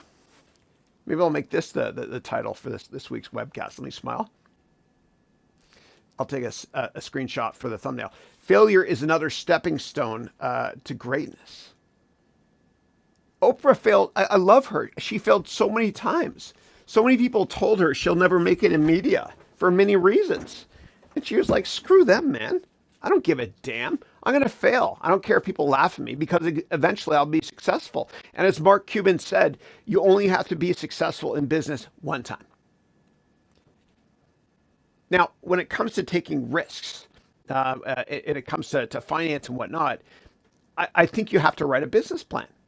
And failing to plan is planning to fail. And if I can humbly be a small part of your success, I've done my job. So please take my complete business plan course, which is $10, or take my MBA degree program. And there's a 30-day money-back guarantee, 100% money back. So you can take it, binge watch it, and get your money back. I don't care. I just want to help. All right. Okay. And dude, the same thing, like you got to tell yourself, I don't care also when you go to interviews. I know it's weird, but if you go to interviews and you're kind of worried and not yourself, you're not going to do well. I mean, you've gotten this far in life for being you. People love you for being you. So you do you. You be you. And right before an interview starts, in order to put you at ease, you could say a prayer, of course, but also you could say to yourself quietly, I don't give a damn if I get this job. I'm just going to be me. And you know, senior executives love you when you're just yourself. Remember that time you're in the elevator or around somebody senior at work and you're kind of just yourself, right? And they really connected with you. And they connected with you more so than when you were being uptight before. Just be you, because everybody else is taken. And it's easier this way to be yourself. Just be yourself. Just be yourself always. Yeah. Okay. And the same thing with dating. Goodness, I should not be giving dating advice. My wife is way out of my league, but if it's a numbers game, you know, it's if you ask out, you know, a ton of people, and yeah, you'll get rejected a lot. Eventually, one will work out amazingly well. And you know that the pain of somebody saying no to you ask them out on a date is this. The pleasure to somebody saying yes is lifelong. The same thing when it comes to business. You only have to be right in business one time. You only have to get the person in your dreams to say yes one time. Just don't care what people think. I promise you'll be more successful and much happier that way. Yeah. Because you think people are judging you in your mind. They're not. They don't care. And I say it with love in my heart. All right. All right, next up, Manas. Hey, Manas, how are you, man? Manas wrote, Manas from India, good dude. He wrote, good morning, my dear mentor. Hope all is well, likewise. And then you wrote, Elon. And of course, you're referring to this guy here, Elon. And this is an exhibit for one of my lessons I'm starting to record right now. He's bigger in real life, though. Sorry. Awful humor. All right, you wrote here, Elon is now open to cryptos, and he's willing to give Tesla cars for Bitcoin. What's your take on that? Yeah.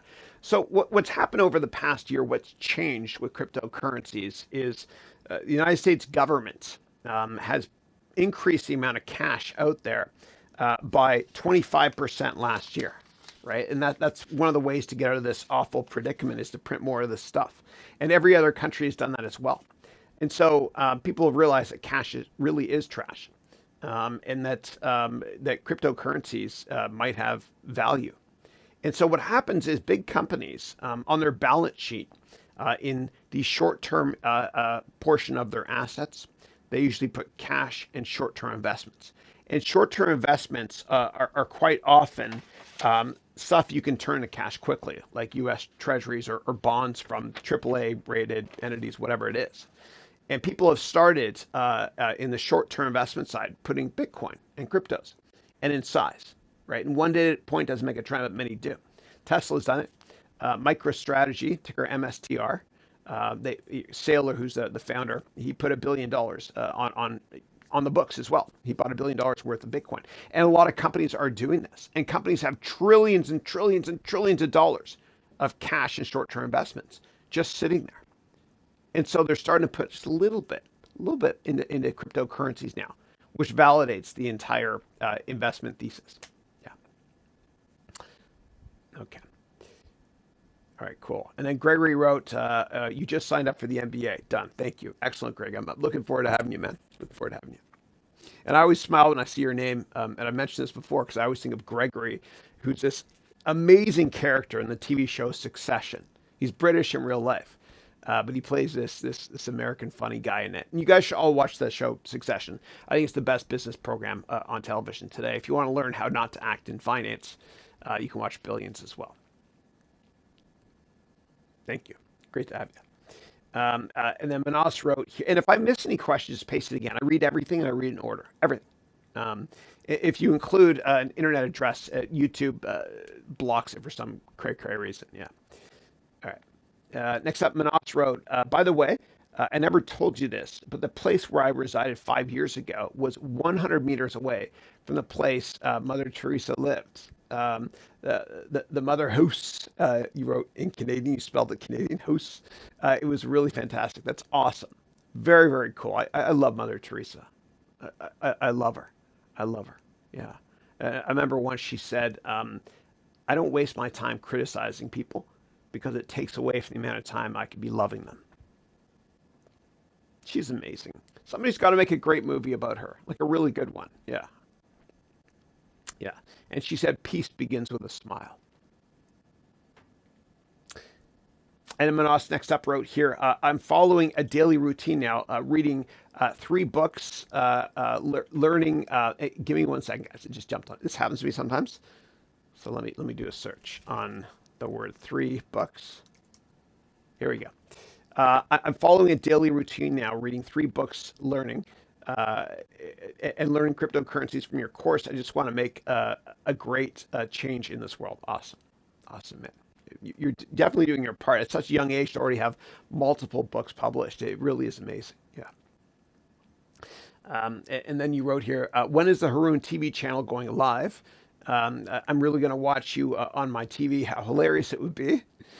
Once your webcast ends, I would watch you on TV. Yeah, so I'm working on it still. So I'm starting to make a lot of changes here. And so I like to be an army of one. I always will be when I do these live webcasts. And so what I've done is I played around with the light as well. This is me as a criminal. Hey there. But this is one side, this is the other side. So what I've done is I've hooked it up with my pedals as well. And this is called DMX lighting as well, right here. And of course you can control colors and everything, and it's fun. It's fun. I'm working on it still. And behind me as well, we've got, I've got this screen as many of you have seen. And so I'm playing around with this right now. Look how much fun I'm having, guys. Yeah. And for the Mandalorian, the way they filmed it is they don't use green screen, they use short throw, which basically means up here it's 6 inches away from the wall, and it works. It's pretty amazing. Now I'm waiting for a very, very high end screen to come in from Amazon.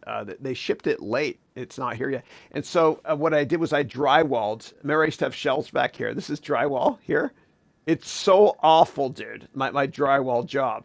And so it's just on the wall now. It looks terrible, or as Charles Barkley says, terrible, just terrible. But eventually the screen will come and it'll look a lot better. But I'm making small improvements every week. Every week. Yeah, we're getting there. We're getting there. Yeah. You know, the issue with my television station, or YouTube channel, I should just say, not the issue, but it's different because I'm not going to take sponsors ever. It's going to be, I'm going to report on real stuff. It's going to have more of a positive spin instead of the negative media. And I'm not going to make money by sponsorships. And I get approached all the time. about sponsorships all the time. And I turn every one of them down. And I don't care what the price is. Yeah. I always put the student first, the customer, you. All right, next up, Manas wrote, was the Suez Canal blockage a sign of some future trade fluctuations? China is trying to purchase countries one after another. It wants to be the number one in the world at any cost. It's really interesting. Yeah, I would say when it comes to the Suez Canal issue, and it's funny, prophetic, coincidental, but I've got this from 1902. This China bond I used to teach with, right? Or pardon me, Egyptian bond. One data point doesn't make a trend. It's the first time I've seen it. It has had a big disruption. Yeah. So I wouldn't look at it that way in terms of China buying every country. China, they can't slow down growth. Otherwise, what happened with Tiananmen Square in 1989 is just would be the tip of the iceberg, right? It's a conundrum. They can't slow down, and it helps the whole world too. They keep growing, especially the major economies, United States, because they buy U.S. bonds, et cetera. But in order to grow, China has got a voracious appetite for natural resources. Which is one of the reasons why they've poured so much into infrastructure in Africa. And I'm going to Rwanda at some point this year, once they open it up, to work on the school that one of my students and I, Vital, are building. And I've been doing a lot of research on Rwanda, and the roads are beautiful there. Like, it's amazing. The modern roads infrastructure that's being built there, it's being built by the Chinese, as a way to, part of the whole, I guess, proposal to mine commodities from Rwanda and Central Africa in general, is they build out the infrastructure. Win-win. All right. Next up, Stevie wrote, hey, Chris. Hey, Stevie. First time I've seen you on the call. I hope you join us again. Thank you. Stevie wrote, I'm in the United States, and I'm accepting equity in a startup company based in Portugal. What question should I be asking? Is it possible to get non-dilutive preferred stock? It's a great question. Yeah. So a couple things there. So this is for everybody on the webcast. There's different kinds of stock. There's preferred shares and common shares, right? Preferred shares can't get diluted as much, right? Hence the name preferred, preferential treatment. Common shares is usually the lowest of the low. Okay. And in general, if a company goes bankrupt, the first person to get their money back, the person with the senior claim, are the debt holders, the bond holders, then the preferred shareholders, then the lowest of the lowest common shareholders. When we all buy stock in the stock market, we all get common shares, for the most part. When it comes to private companies, they issue common and preferred stock. So yeah, first of all, what I would do is make sure you've gotten the offer. Sounds like you have, and then you can talk about compensation. Then what I would do is, once you receive the offer, and there's language in the offer they give you about shares, I would hire a lawyer. You can go to LegalZoom.com and get them to take a look at a lawyer there. It's cheap, to make sure you're protected. I've done this many times before, and it saved my ass. Big time. Now, if you're given a choice when you join a company to get cash, meaning salary, or options, or both, if you can, get more cash. Okay. And the reason I say it, and you definitely want to get some options or show you're interested. Otherwise, you're not a team player. But you want to get more cash, because if the company does well, right? Most companies don't. If the company does well, they're going to give you more shares anyway, right? They're just going to create more shares. So always err on the side of getting more cash if you can. And when it comes to preferred shares and whatnot, again, you want to hire a lawyer. Okay, and get them to take a look at it, it might be that they're not giving preferred shares to anybody anymore, or common shares might be they're taking shares that have already been given to other people and converting them from preferred into common. So it can be complex. I would talk to a lawyer about it first. Yeah. All right. All right. Next up, Joey is saying, what are your 3 favorite personal development books, and what are some of the lessons you want to pass along? Yeah. Thank you. Great question. Yeah. So I would say probably the most important one is from Dale Carnegie. It's called How to Win Friends and Influence People. And without Dale Carnegie, all these amazing people like Tony Robbins, who's changed my life. I've met him. He invested in one of my companies too. Good guy. These guys like Tony Robbins wouldn't be as successful as they are today. And so How to Win Friends and Influence People was created and written by Dale Carnegie in the 1930s. It's kind of old school. I think everybody needs to read it because it tells you how to deal with people and human relations, and how people in business are often, he said, creatures of emotion and not creatures of logic. And if you thoroughly understand that, then when the stock market is crashing, instead of being a creature of emotion, you'll be a creature of logic, and you'll back up the truck and buy shares. Because as Warren Buffett said, the New York Stock Exchange is the only store in the world where consumers sell stuff and it goes on sale. And Warren Buffett wouldn't be who he is today without Dale Carnegie either. And he said that as well many times, because he used to be terrified of public speaking and human relations. And he took, or more so public speaking, he took a Dale Carnegie course that changed his life. And that's why he's such an eloquent speaker, Warren Buffett. You never watch an interview with Warren Buffett on television and then afterwards tell yourself, I'm confused. He knows how to communicate. That's one of the many reasons he's successful. Right? So you can learn how to communicate. So make sure you read that book, everybody, How to Win Friends and Influence People. Another book by Dale Carnegie, which I like, is called How to Stop Worrying and Start Living. And he talks about living in day-tight compartments. I mean, just focus on today, man. You can't control the past. The future, a lot of it's random. Just focus on today. Don't you want to be happy? Focus on today. So those are two great books from Dale Carnegie. Yeah. The third book, when it comes to personal development, that I want to recommend is The Art of Happiness by the Dalai Lama. He really puts things into perspective. All right. And so want to let you guys all know, you can go to my website, and this is the last day you can ever purchase my MBA degree program for $499 or $399. It'll never be this low ever again. You can click here to buy it. All right, and we also have a payment plan, which I think, and I have one of my people I partner with on the sales side, great guy. He's on the call right now. Did you see that? It jumped. So see if there's a way we can address that. Yeah. And if anybody wants to instead of paying $399, if you want to do 3 payments of $148, which is 55% off, just send an email to support@HarounVentures.com and we'll follow up with you if you're interested. Thanks. Okay. All right. Time for breakfast.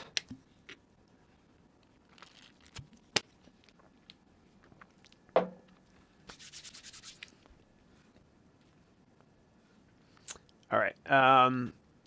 Next up, Minas is saying, how were you called for the TED Talk? Were you nominated by someone? What's the process? My mentor. Thank you. I'm curious about it. Yeah. So the way it works is there's TED and there's TEDx. To do a TED Talk is a bigger deal. I did a TEDx talk. And the way that TEDx works is if you want to set up a TEDx event, right? It's the same company. You have to approach them and ask them, hey, I want to set up this event called TEDx San Francisco State or whatever it is. And if they approve it, it's not that easy to get approved, but if they approve it, then whoever set that up gets a bunch of speakers. And so one of my students at San Francisco State, which is one of the schools I taught at during the evenings, really good guy named Matt Greenleaf. What Matt did was he set it up at San Francisco State, and he called me, and he said, "Chris, do you want to present?" And I said, "Sure, why not? It'll be fun." So that's how it worked. And if you want to watch a replay of my TEDx talk, you can check it out. And I did that back in 2016, and I talked about how all problems in the world can be solved with education. And how, and back then I even called upon our space pioneers during the speech, Elon Musk, Jeff Bezos, and Mark Zuckerberg. With great power comes great responsibility, and how they need to help get free access to internet for the whole world via satellite.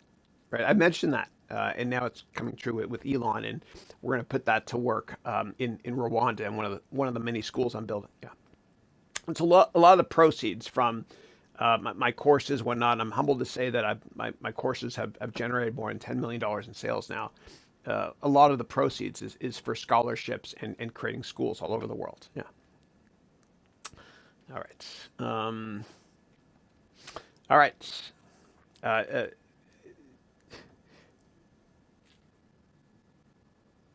All right. Next up, Manas wrote here, thank you, and God bless you and your family forever. God bless you more. Thank you. Really glad to have you as my mentor. Really love your efforts. Thank you. And then you wrote, I'd visit you the day I land in the U.S. Hope you allow me in your house and office. Yeah, it'd be great to meet you. And I love all those emojis, and right back at you as well. Thank you. Next up, M. Andrews wrote, hey, Chris, currently I'm enrolled in your on-demand MBA, and I'm absolutely loving it. Thank you. And then you wrote, bonds question. Okay. If governments use bonds to raise money, did they have to do that when they had to bail out the banks? Yeah. That's a great question. Yeah. So, yeah, governments is, yeah. So, yes, that's what they did. They raised a ton of money. Okay, and so what happened was the FOMC, the Federal Open Market Committee meetings occur every couple of weeks, and that's where the Federal Reserve will, Ben Bernanke at the time, will create more money, right, by issuing bonds or buying them back or whatever it is.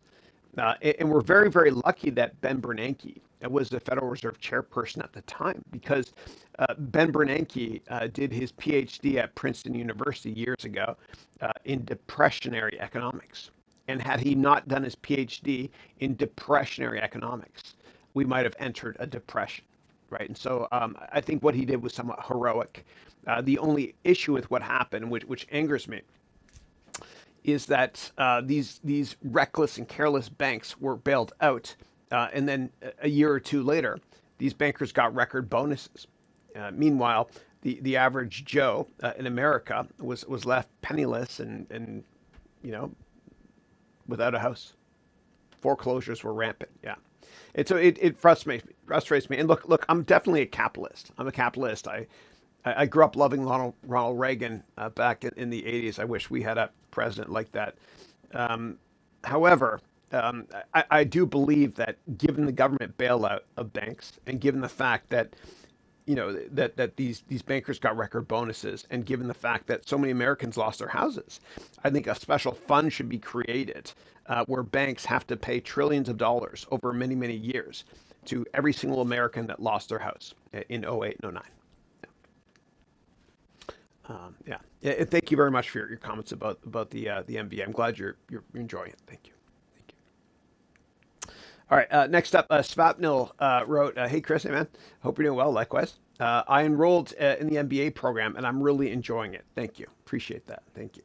How important is it to give weightings to the asset diversification? Thank you. Yeah. Thank you for that icon as well. God bless you. So when it comes to diversification, every portfolio of stocks, for example, if you have $100 to invest in stocks, okay, no more than $5 can be in any one stock, okay? So 100 of your 100% of your portfolio, 5% max in any one particular stock. I don't care how much you like it, right? It's just good diversification. So that means that your portfolio is going to have a minimum of 20 stocks. And if you diversify too much more so than that, it doesn't really help your portfolio as much. Now, when it comes to general diversification within stocks, what I recommend is don't put all of your eggs in one basket, meaning don't invest entirely in technology stocks, okay? Because they are somewhat correlated. You also want to invest in other assets or other types of stocks like consumer staples, as well as REITs, if you want, put that in your portfolio as well as a stock, right? Also, other industries, industrials, commodities, whatever, and not just in America, but in other countries as well. You want to invest globally, yeah. And if you're not sure what stocks to buy, the fallback is definitely crutch-wise is ETFs. And make sure that ETFs are liquid. Use Vanguard as your ETF company if you want to. I think they're the best. Schwab is good as well. Talk to Chuck, which I have. I met Chuck and his wife years ago here in Atherton at a party that Reed Hastings was hosting. Good guy. Yeah. Yeah. Don't buy mutual funds ever, because mutual funds are an absolute ripoff, right? They're a scam. But they've got a big labor union, and they advertise a lot, and they spend a lot of money in advertising. They tend to fool us that they're better investments. They're a scam. There's fees. They're hidden fees. You pay more taxes as well. It's a joke.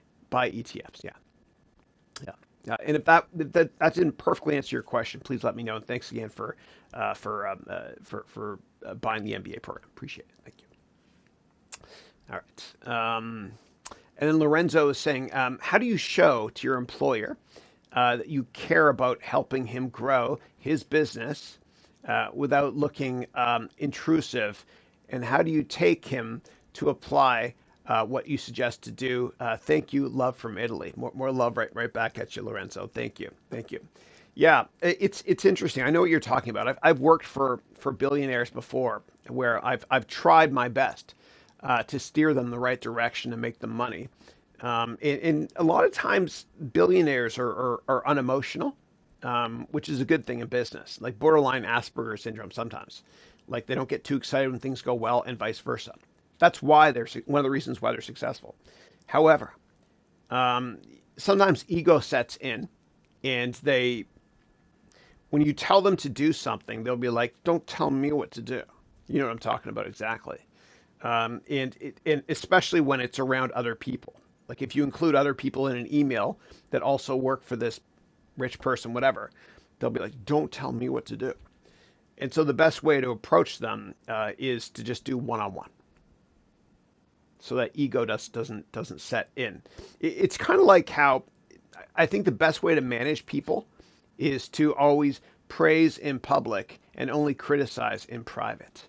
And so when it comes to giving your boss that owns the company advice to help them, that's why you're hired in the first place, you want to do it in private, one-on-one, and never in front of a big group of people. Otherwise, it'll be like, "My ego is big, don't bother me." Yeah. Hopefully that makes sense. Yeah. All right. Okay. Next up, Parash wrote, "Hello, Mr. Chris. Hey, what advice would you give to yourself if you get a chance to go back 15 years?" Yeah. Yeah. So I definitely tell myself, let me think about this. 15 years back, what are we, 2021? It was '06. Yeah, '06. Yeah. I would tell myself, Chris, don't worry about stuff you can't control. And I would have told myself that the story of Winston Churchill, how he once met a man on his deathbed who talked about all the worries he had in his life, none of which came true. So I would have just put myself at ease. I would have also said that to myself in hindsight, Chris, when it comes to career and business stuff, don't worry, because God already knows what's going to happen. And that should put you at ease. All right. How are we doing on time here? We got just under an hour left. Cool. This is fun. Okay, cool. And again, I'm on vacation next week. So yeah. Badly needed vacation. All right. That's a problem. When you do what you love doing, man, it's so hard to pull yourself away from it, because it's fun. It's just, I enjoy it. It's hard. Yeah. Yeah. Okay. All right, next up, maybe I is saying, "Hey, Chris, I hope all's well. Likewise. I'm currently studying the FMVA program from CFI. Do you think it's a good course to become a good financial analyst?" I don't really have any experience with them. I think what probably the most prestigious one out there is the CFA, the Certified Financial Analyst designation. Yeah. But I don't know anything about this, the FMVA, so please excuse my ignorance. All right, next up, Casper wrote here, "Hey, Chris, I'm new here. And by the way, if I mispronounce anyone's name ever, please let me know, because I want to be respectful to everybody as well. Thank you. Um, and so I'm new here. I just ended up in your Udemy course. Thank you. What do you think about another government program costing trillions of dollars? Why is the Fed so sure that inflation will not spike? Greed? Question mark. Yeah. So I believe. Look, I'm very critical of governments when I have to be, but I think that I think it's a frickin' miracle that there hasn't been more civil unrest in the past year. Like it's, and I'm not just talking about what happened January 6th, but I'm talking about just unrest given the economy, right? Like globally. Like if you look at England, for example, in the United Kingdom, last year, there was one quarter, 1 3-month period, where the year-over-year growth was negative 20% for the economy. That didn't even happen during World War II. And so I think that governments globally have done the right thing by cutting interest rates to basically zero, because this is unprecedented. This is really, really unprecedented what's happening.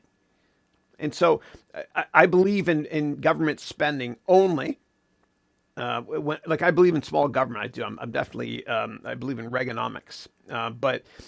But I believe in government spending to prop up the economy when needed, right? And so the Highway Act back in the 1950s in the United States really, really helped the economy a lot, a lot. And I think these stimulus programs will help as well, as long as it's not overdone. Otherwise, future generations will call this the "steal from us" program. Yeah, yeah. So, but governments globally cutting interest rates to next to nothing over the past year or so has been the right call. We have to, because this is unprecedented. Really, really is. Yeah. Okay. But I really do hope that, like, governments, I will fault governments for not raising interest rates more so when times were good. You know, that governments have to raise interest rates when the economy is doing really, really well. Just a little bit every now and then, so that eventually they can jumpstart the economy by cutting interest rates if needed. You know, I fault the previous administration for pressuring the Federal Reserve to, and they're supposed to be independent bodies, for not raising interest rates. They should have. Hindsight's 2020 though. Yeah. All right. And when inflation does set in, yeah, of course there will be. There'll be some sort of day of reckoning where interest rates will go up, but you have to raise interest rates when inflation spikes. Otherwise, what happens is you end up like Germany after World War I with the Deutschmark, right? It was ridiculous. So yeah, and I remember back in the early 1980s, I remember my dad. It was tough for him. You know, he pulled a rabbit out of a hat, though. But what happened was in Canada, interest rates were about 20% in the early 80s.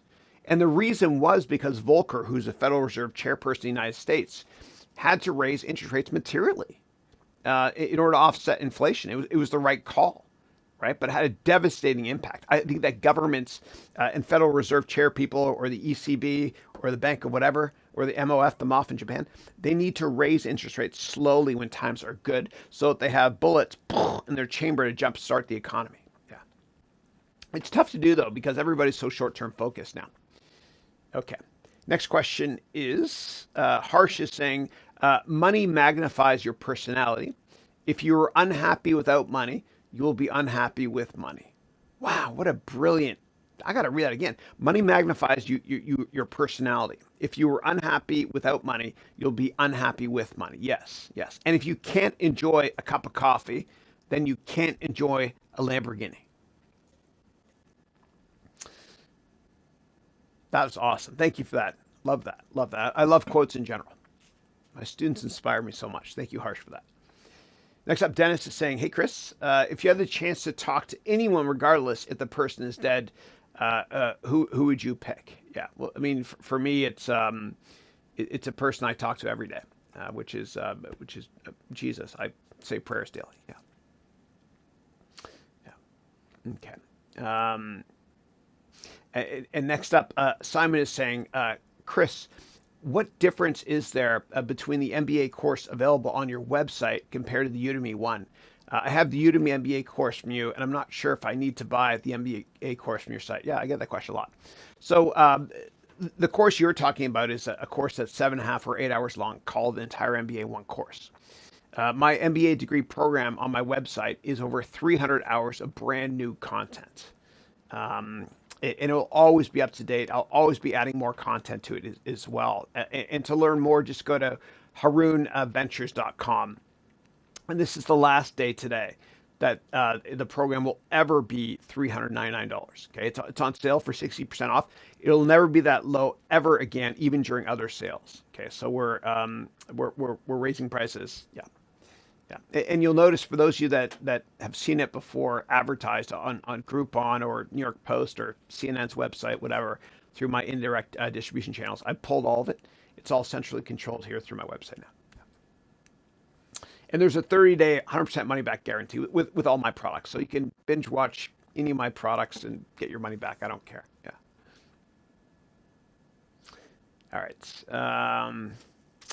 And then Erkin John said, thank you very much, Chris. God bless you. God bless you more. Thank you.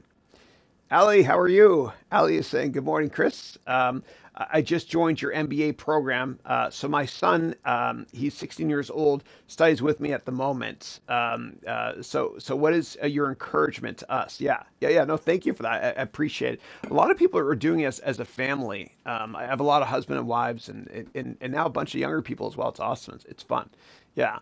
In terms of how to encourage you to finish the program, I recommend just, doing no more than, 1 hour a day.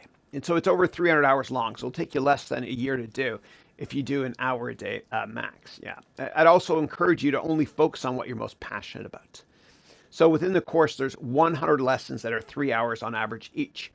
And in order to pass and get the degree from my institution, all you have to do is write 50 of the 100 quizzes. So after each class, there's a very short quiz. It takes you like a couple minutes. And all you have to do is pass 50 of those. So just focus on what you're most interested in. Kind of like I view it as, where's my menu prop? It's down the floor here somewhere. I don't even know where it went, but I feel like I'm a waiter. And there's many items on my menu for you. And you can pick, 1 or 2 items if you want to, instead of a la carte. Yeah. And use the Ali. Also, make sure that you and your son, if you want to be more productive and accomplish more every day, use the advanced daily planner I provide you with during the orientation and first personal growth class. Right, it's a premium version that's not available offline to anybody else, but try it out because if you want to get something done, give it to a busy person. Yeah, and thank you for the support. Thanks. And remember, if you bought it within 30 days, if you're not happy, you can still get your money back. Yeah. All right.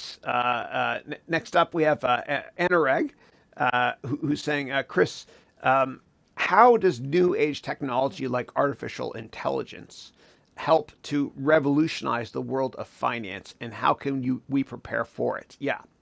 So I think that it's like with automation back in the 1980s. A lot of people were worried that robots were going to take all jobs away from us, especially in car factories. But we just retool, all of us, and learn new skills.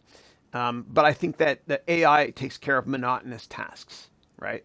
Like executing a trade, for example.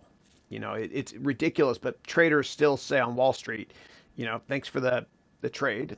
It'll settle in T+2 or T+3 days. I think artificial intelligence can make that whole system much faster.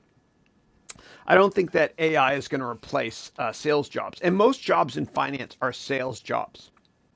And I don't think computers are going to replace us when it comes to selling and being able to grip and grin and just, identifying with a human being, because relationships are always more important than product knowledge. Yeah.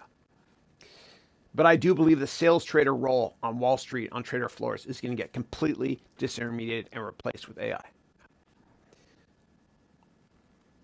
All right, next up, Mr. Invisible is saying, do you want to add project management to your MBA program? It's a job that's in demand right now. I'll look into that. Yeah, when it comes to personal project management, I do that through the daily schedule, so to speak. But I have not added a sophisticated way for you to understand project management. Now, in the past, I've used products like Microsoft Project, as well as something called Project Workbench back in the client server days. And I found that using a lot of those tools, you can basically use Excel right now to do all that stuff. Yeah. But when it comes to more advanced Gantt charts and critical path, etc., I think you can get plugins for Excel to be able to do that. Yeah. But if I find a cloud-based product that I think is worth it to teach within the program when it comes to project management, I'll definitely add it. Thank you.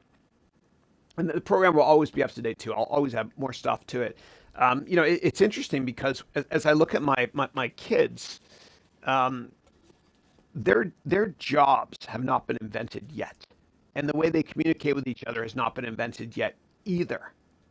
It's fascinating, and so when there are new technologies, social media technologies, or products that will help you in business, as they're invented, and if I think that they're going to reach critical mass, so to speak, I'll teach you how to use those products. And I teach you a bunch of tech stuff as well. It's kind of like electives towards the end of the program, like APIs and just basic programming. Yeah. But I'll be adding more of that stuff as well. All right. All right. Next up, Jose is saying, which microphone are you using, Chris? Yeah. God bless you. I miss you, man. I miss you, buddy. And Jose graduated from my program last year. Great guy. So what I'm using right now is this is something that I learned from him. Tony Robbins uses. It's called a countryman. Okay, and so this here is countryman, and there are different heads you can put on it as well. It's called de-essers to get rid of my S's. So that's what I'm using here, and then it goes through my back here, and you can get it in different colors as well to match your skin color. Kind of like makeup, I guess. And I'm plugging it into a Shure wireless receiver here that goes into my, I'm getting all techie here, goes into my F8N deck over there. Yeah. There you go. All right, cool. And next up, Rosie Chen is saying, hello, Chris. And Rosie is saying, I'm from Taiwan, China. It's exciting to see you live. Thank you. Yeah. And I know where this is going now. Yeah. You wrote, do you have a Facebook account? I was talking to someone claiming to be you and talking about inviting you to China to share your great teaching, but I'm not sure if it was truly talking to you. Yeah, that's fraud, Rosie. And let me show you what's happening. It happens to me every now and then. And I have my lawyer looking into it and law enforcement as well. I'll show you. So I am fully transparent. I always show you guys everything, okay? Everything. And so let me search through here. Rosie. Here we go. That's you. And you sent me an email, and I wrote to you it was fraud, okay? And so... yeah, this person using this email address, info@chrisharoun.com, that's fraud. That's not me. And then you also provided me with a Facebook link, and someone's pretending to be me. That is absolute fraud. Yeah, it happens to me sometimes. People try to, I don't know, whatever. But the Facebook account you mentioned is fraud as well. So it's not me. So let me go here. So this account here that you send me, Rosie, and now the whole world can see it here. Thank you. It's Facebook, Chris for Haroun. This is not me. Like I don't know who's doing this here. Yeah, that's me and that's my son. This is me in Prague, but I have no idea who this is. Right? So they copied everything perfectly. Yeah, this is not me. I have no idea who this is. This is fraud. They even got some of my older posts as well. Yeah. So if anybody watching and you see Chris for Haroun here, I don't know where this came from, but it's not me. Yeah. And that email address is fraud as well. info@chrisharoun@gmail.com. So yeah. So Yeah, that's not me at all, Rosie. But thank you for bringing that to my attention. Yeah, yeah. And this is not the first time people have used YouTube accounts to pretend they're me and stuff. Yeah, yeah. But I have an army of lawyers that help out with that sort of thing. Okay. And then let me read the rest from Rosie. Rosie wrote, I really learned a lot from your course, and your passion in teaching was touching and inspiring. That's why I want to invite you to China. Yeah, yeah. And then you wrote something about blockchain prospects in China and crypto stuff. Yeah, yeah, yeah, yeah, yeah. So I'm not going to answer those questions just because I don't feel comfortable with, yeah, yeah. But thank you, yeah, and thank you for bringing that to my attention, though. Appreciate that. Thank you. All right, next up we got Jordan Mendoza, and I have a student in my MBA program named Fred Mendoza. He's based in DC. Really good guy. Yeah. So Jordan wrote here, "Hey Chris, I hope you're well. Likewise, I started university late, and I failed a few subjects. I'm 27 years old, and I'll graduate by year end. How can I make my resume stand out despite being old and inexperienced?" Dude, 27 is young, man. You're a baby. You're young. You have so much ahead of you. So much ahead of you in life. The average life expectancy in the United States now is it's 26 years longer than it was in the 1950s. So we're all 26 years younger. We think we are. Yeah, dude, I would, oh my God, don't, yeah, whoever's putting those things that in your mind, Jordan, get rid of it, please. You're young. You're young. Yeah, yeah, yeah, yeah. So, tell you what, send me a message over LinkedIn, Jordan, and I'll give you my complete job course for free. Take it. I guarantee you it'll help you get a job. Okay, and it's the only course I have that's got a lifetime money back guarantee. It's, I think, 100,000 people have taken it or something so far, and thousands of people have gotten the jobs of their dreams. It works. Yeah. Thank you. All right. Next up, Kyle is saying, "I'm loving the MBA program so far. Thank you, Kyle, for being a part of it. I appreciate it. And I'm smiling because my favorite actor is named Kyle Chandler. Don't Mess with Texas, right? That's from Friday Night Lights, right? Coach Carter, I think, yeah. She wrote, "I'm loving the MBA program so far. Thank you. How would you compare the Canadian and USA job market?" Yeah, yeah, yeah, yeah. Oof. That's tough because Canada is a little bit more natural resources focused versus the United States, where the biggest component now in the S&P is technology. And unfortunately, there's that whole concept of the brain drain in Canada, meaning people coming down to the States for tech jobs. I see it here in the Bay Area. There's thousands of Canadians here that I know. So I would say it's different from a secular perspective longer term. Canadian economy is a little bit more natural resources focused. And that's not a bad thing because, as countries like China have a voracious appetite for natural resources, it will help Canada, especially places like Fort McMurray. And I feel so bad because I know so many people up there are going through hard times right now. But when the price of oil does rise materially, then Alberta will be back on track. Yeah, but Canada's a little bit different. But Canada's always been very good at natural resources as well as telecommunications. 95% of Canadians live within 100 miles of the U.S. border. And so Canada's always been great with telco, right? So there's great telco companies there as well.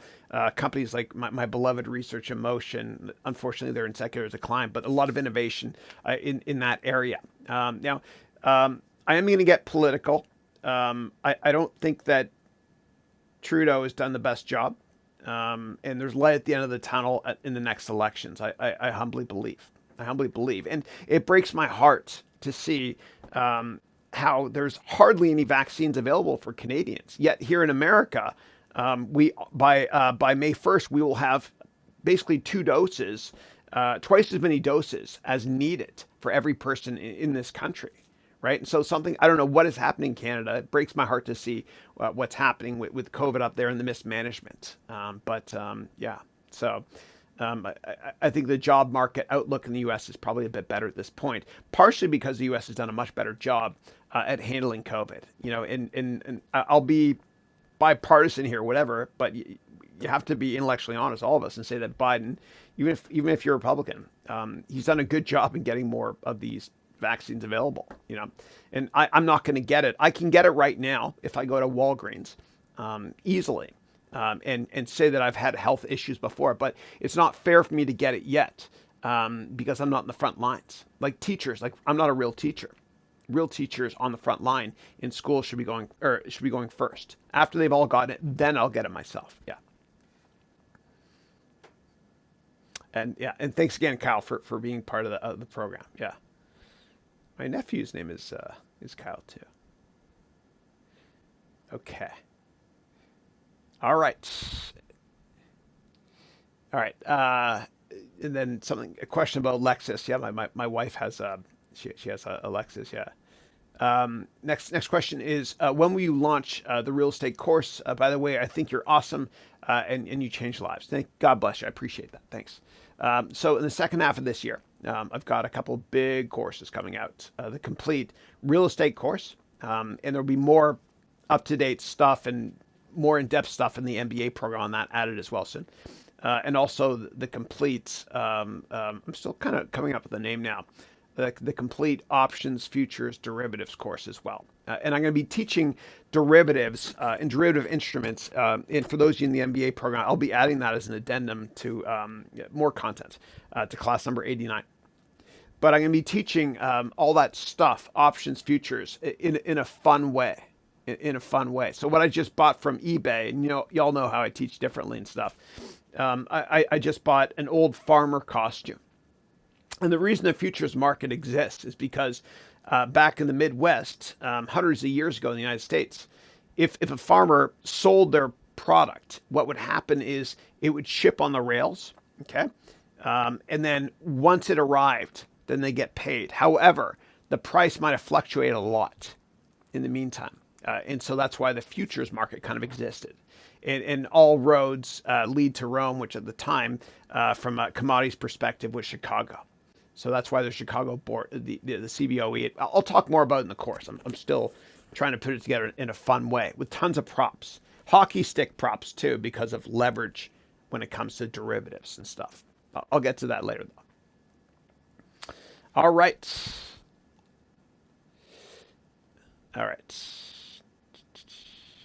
Next question is Anurag is saying, what's your thoughts on ACCA course of the UK? I don't know what that is. I'm so sorry. Yeah. Next up, James is saying, my brother's name is James too. James is saying, hey, Chris, I just bought your MBA program. Thank you, James. I appreciate it. I'd love to get connected with others in the program to network. Yeah. So if you look, what I've added recently is at the end of the very first section, you'll see the word new, all in caps, and I added ways for you to connect using LinkedIn and more importantly, Slack with other students. Yeah. And a lot of people are pretty active already on Slack as well. It's great. Yeah. And then James wrote, also, Chris, if you do nonprofit work, our company works directly with nonprofits. Would love to discuss if interested. Yeah, no, thanks. And if you want, I have a policy where I give all my courses and everything away for free to all nonprofits. And so just submit a request to support@HarounVentures.com, and some of my staff will reach out to help you. Thanks. Thanks for the support too. Next up, Mick is saying, hey, Chris, there's a great saying, yesterday is history, tomorrow is a mystery. Yeah. And I've never heard that one. I love quotes and sayings. Thank you for that. And I don't tend to worry about what's already happened or what's coming in the future either. You can't control the past, and the future is random, a lot of it. So I always tell myself, God already knows what's going to happen, which gives me peace of mind. Yeah. Thank you for that. I like that quote. Yeah. Oh, goodness. Juan David, how are you, man? Dude, it's been a while, like 6 months at least, maybe longer. I hope you're doing well. Juan David wrote a wonderful book called Generation Optimism. And on the back of his book, the Chicago Tribune wrote a review, and so did I as well. Juan David and his family, he and his mother, came from Venezuela, and they moved to Chicago. Really tough upbringing, which he talks about in his amazing book called Generation Optimism. where he's maintained a positive attitude the whole time. And Juan David also has given 2 TEDx talks, and I think he's 17 or 18 now. Yeah. Amazing. Great to hear from you again, bud. So Juan David wrote, "Hey Chris, the webcast is getting so good now. Thank you, buddy. I appreciate it. Thank you. You keep improving and improving. I even add dramatic lighting as well. And this side." Thank you. No, it's been fun. This is called DMX lighting. I'm trying to push the goalpost out. Yeah, thank you for that. And then you wrote, "Hope everyone in your life is doing well. On my side, everything is going well with college." Excellent. Great to hear. Yeah. Excellent. And when you want that recommendation for masters, like I think we've talked about before, let me know. I'm there for you always. All right. Next up, and I hope you and your mom are doing great. Thanks. Next up, Anurag wrote, "Hello, Chris. Much love from India. More love back at you." Then you wrote, "Love your contents. I've been following you for some time." Thank you. I appreciate that. Do you see any of your students given an opportunity of partnering with you in your venture and spreading the education? No, thank you. I appreciate that. So I've had a lot of students reach out. There's nothing I have right now. When there are job openings, you'll find it on my website. And actually, I hired somebody I met on this weekly webcast a while back. Really good guy named John Clee. Great guy. He's based in Rochester, New York. He does a great job. And he's the one actually that does the transcribing of the weekly calls. Yeah. I have a program if you want, an affiliate program to resell courses or whatever. You get like 10% of whatever it is. Just email support at HarounVentures.com if you're interested. Yeah, thank you. All right, next up, Casper is saying, "One more question." Sure, as many as you want. "You mentioned Richard Branson earlier." I did. He always says, "Screw it, let's do it." I love his positive attitude. And then you wrote, "I immediately started to think about Virgin Galactic and Cathie Wood's new space ETF. Have you seen it? People are surprised by her picks." Yeah. I haven't really looked at the components of that. It's kind of risky. I don't know if that many space-oriented stocks, aside from Elon Musk type investments, that have done well. Yeah. I'm not an expert in that area though. All right, next up, Stevie is Magic is saying, "Hey Chris, a few years ago, I took your online MBA course that was on Udemy and Amazon Prime. Is this the same course I can buy for $400 or a different course?" Yeah. I wish it was that easy. I could have built a big business. No. It's a completely different course. So that course you took, and I pulled it from Amazon as well. I'm getting off Amazon. Everything I'm doing is through me, Udemy, and a couple others. But that course you took was called an entire MBA in one course. And it was about 8 hours long, 7.5 to 8 hours long. This course of mine is it's an MBA degree program I created. It's over 300 hours of brand new content. And if you want, you can learn more about it by going to my website, Haroun Education, or you can actually do this. If you want to see all my stuff, just go to learn.harounventures.com. Okay. And all my stuff is here. Okay. All of my products are here, including the MBAs. The MBA is $9.99, but it's on sale for $3.99. And that sale ends today, actually. Yeah. So if you go to my website, HarounVentures.com, you can click here to get it for $3.99. The price is never going to be this low ever again. Yeah, even in sales in the future, it'll never be that low. So today is the very last time to do it. Yeah, to take it. And there's a 30-day money-back guarantee. Yeah. So you can binge watch it and then get your money back. How's that? Okay. All right. Great. Now, next question is from Rauf, who's saying, when it comes to Middle East countries with high government corruption, which affects business and trade, what do you recommend on starting a business or a corporation? Yeah. It's tough. I know that American companies that do business overseas, it's illegal for them to bribe, per American corporate code. It's tough, man. It's tough from an ethical perspective. I would just stay true to yourself. Even if everyone else around you is corrupt and bribing, just, it takes you, as Warren Buffett said, it takes you 30 years to build up a reputation, and 30 seconds to ruin it with one bribe or unethical act. So I guess what I would do is, if possible, try to have many smaller customers instead of one or two larger ones that take bribes. And if you can, instead of trying to build your business bricks and mortar wise, try clicks and mortar, meaning, set up your business online, so to speak, so that you're not subject to just selling your product to corrupt domestic institutions. Set it up so that you can sell globally. Yeah. And that's why I'm here. Take my MBA degree program. I teach you how to do that, how to start a company in any country as well. All right. If you have questions, please type them now. And if I haven't answered your question, please let me know. And then Rosie, my lawyers are looking into this now. Thank you. That comment you made there about the fraud. Thank you. Okay. And then, good. Naman wrote, I received the refund. Thanks. Yeah. And I remember we went back and forth on this a couple weeks ago. And I want to show you, because I remember you mentioned it here as well. Naman, right here. Yeah. Yeah. You want to get a refund. And it takes a day or two for it to get processed. And then here you wrote, thanks, Chris. I received a refund. Yeah, it takes. So when you request a refund, it can take the credit card company a couple of days to go through. But I stand by my word, 100% money back guarantee, 30-day. Yeah.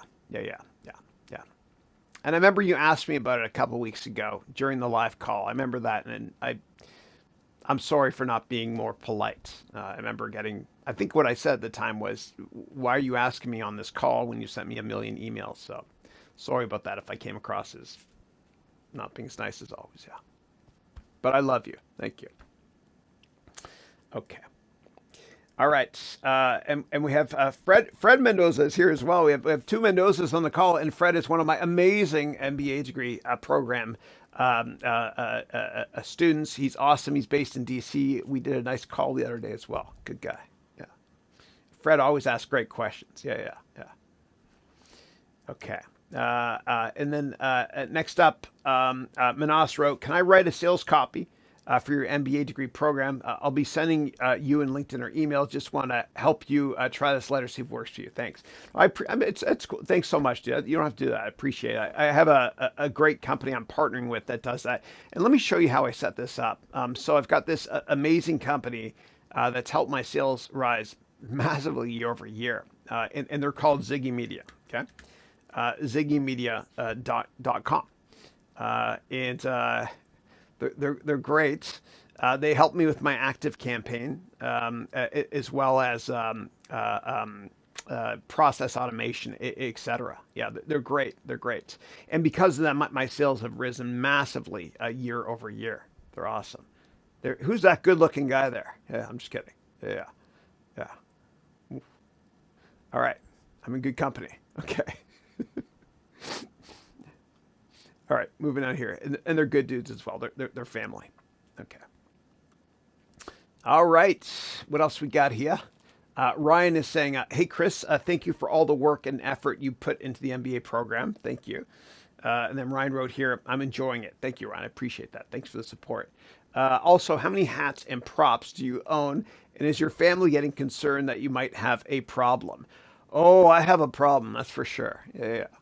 So I have. It's actually getting out of hand now with storage. I have a lot of storage bins, and the attic is full. I renovated the attic myself. I put carpet down, all that stuff. It's fun for me to build, and even under the house is massive. And so it's getting out of hand now. I have a gazillion props. Like you guys don't have no idea what's here on the floor and stuff.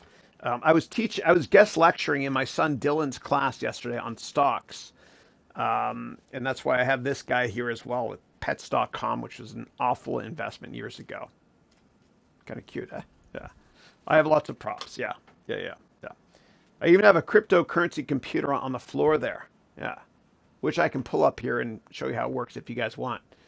All right, but no, it's crazy. And but yeah, so I was teaching yesterday in Dylan's class, and I was teaching about stocks. And if you want to get your kids interested in stocks, I bought this for Andrew a couple of years ago. My oldest son. Uh, yeah, it's one share of Manchester United, and it says "Merry Christmas, Andrew. Love, Mom and Dad, December 25th, 2017." And so yeah, you can buy your kids a share at Disney or whatever it is. You just do a search online, give a share or something like that. Yeah. But that's how I was teaching them, and I was teaching them also yesterday with. I feel like I'm in an old Bob Dylan video. Yeah, so we talked about tickers and stocks and everything, and I was teaching them in a different way. I love doing woodwork stuff as well. It's fun. So anyway, that's what I was doing yesterday with them, which was a blast. But you are correct. It is redonkulous how much crap I've got on the floor. Not crap, but just props. But I love teaching with props, and I really do recommend that everybody, if you're going to give a speech on Zoom or in person, whatever it is, that you buy props, and you can buy props like I've done today. You can buy props over eBay, and then what you can do is you can sell those props back over eBay, right? And so you end up losing 5%, whatever. But it's a great way to present because, when we were younger, we all remember show and tell. You remember what stuff people brought in for show and tell during classes. You remember it. I know you do. You think back, what did I bring in? What did my friends bring in? I remember that. But do you remember what the teacher taught you? Maybe not. That's why I love using props. And it's more fun too. And I always love thinking about why things are the way they are in business, right? It's more fun to teach it that way. For example, the automotive industry. Why is it called the trunk, the back of the car? Well, in the old days, people put a real trunk on it. Why is it called a steering wheel? Because people used to steer with horses. Why is it called shotgun? Well, people used to, if they were going out hunting for deer or whatever it is, people would sit right on the right side and they would shoot where the driver's on the left side, depending what country you're in. Why is it called the glove compartment? Well, people used to drive, they used to wear gloves. And so they put the gloves in the glove compartment. And the one that I can't understand is why do they say the door is ajar? I mean, I always thought it was a door. Okay, look, I've gone 2 hours and 45 minutes without any dad humor. Yeah. Okay. All right. All right, next up, Michael Reynolds. How are you? Michael is one of my favorite people. Michael is based in Sonoma, which is wine country just north of me here. He runs a wonderful charity, and all of his amazing patients and customers in his charity get all my programs for free forever. He is a good guy. And Michael, God bless you for that donation you made to Project Magoo. And so Project Magoo is, I'll show you, Project Magoo. Is this charity? One of my students, Vital, great guy. He graduated from my MBA program last year. What we did was we're building schools in Rwanda, and people can donate here, and I appreciate it. Yeah. Thank you. Yeah. Cool. I haven't really been promoting that much. Yeah, and we put up a course on Udemy, and the reviews aren't that good. But all the money is to pay for the school, and the reviews aren't that good because people are saying, "Wait a second, why is this course not in English? It's in French. That's Vital's dialect." So people have been kind of not that nice to us there, but we're not giving up. Yeah, ever. Yeah. All right, Michael, great to see you. Michael's saying, "Hey, Chris, just wanted to say hello and thank you for another great week of invaluable information and entertainment. I hope you and your family have a beautiful Easter weekend." Thank you, man. I hope you and your family have an even more beautiful, or is that a word? Easter weekend. God bless you. I love you. Okay. Next up, we got Troy. Hey, Troy. First time I've seen you on the call. I hope you join us again. Thank you. So Troy wrote here, "Hey, Chris, I'm in the middle of your financial analyst course, and I'm thoroughly enjoying it. Thank you. Thank you. And you're part of that company, Morgan Haroun Sachs, right? MHS, the world's #1 pretend investment bank. Yeah, yeah. And then you wrote, I'm looking to pivot into working with property funds / wealth management. What tips would you give to someone new starting out? Yeah. So when it comes to wealth management or PWM, private wealth management, it's of course it's all about relationships. And private wealth management, meaning managing money for rich people, it's one of the best jobs within finance because it's one of the only jobs where you can take all your clients with you and leave the bank you're working for and go to another bank and get a better deal. And that's what's going on with the whole asset gathering market these days as well. So I remember years ago at Goldman Sachs, when I interviewed there on July 31st, 1998, the guy's name was Jordan Waxman, who interviewed me. And he worked in private wealth management. And he's gone to a number of other firms too and taken his clients with him, I think. I only met him that one time, and I haven't mentioned that name in years, but let me show you. Let's go to his LinkedIn profile here. We'll do this in real time. Link it in. And we'll go to Jordan Waxman. And he also went to McGill. I remember I found that in common with them. Nucleus Advisors. Let's see here. Yeah, that's him. Yeah, that's him. Yeah. So he was at Goldman Sachs. Looks like he's done well for himself. Yeah. Oh, wow. He was a professor there at McGill University as well. But he was at Goldman Sachs. Right here, he is. Wealth management. Yeah. So he was there until '02. And then he picked up and took his team with him to go to Merrill Lynch, which people call Farrell Stinch. Merrill Lynch, just kidding. Yeah. But you can pick up and take your entire, all your clients with you if you work in private wealth management. Now, when you work in PWM or private wealth management, I get it. Speak quickly and I get excited. But what happens is it's all based on relationships, of course. And so I recommend going to as many networking events as you possibly can and leverage LinkedIn a lot. And the stuff that I teach in my MBA program and my complete job course on how to network. It's the most important thing when it comes to asset gathering. Yeah. And if you want me to go into more detail there, let me know. I don't know if I did a great job answering that question. Okay. All right. Next up, Marin wrote here, how do you get hope back after a major life-changing event? Yeah, and Marin wrote here earlier that your mother passed away, and God bless you and your mother and your family, and I'll pray for you, buddy. I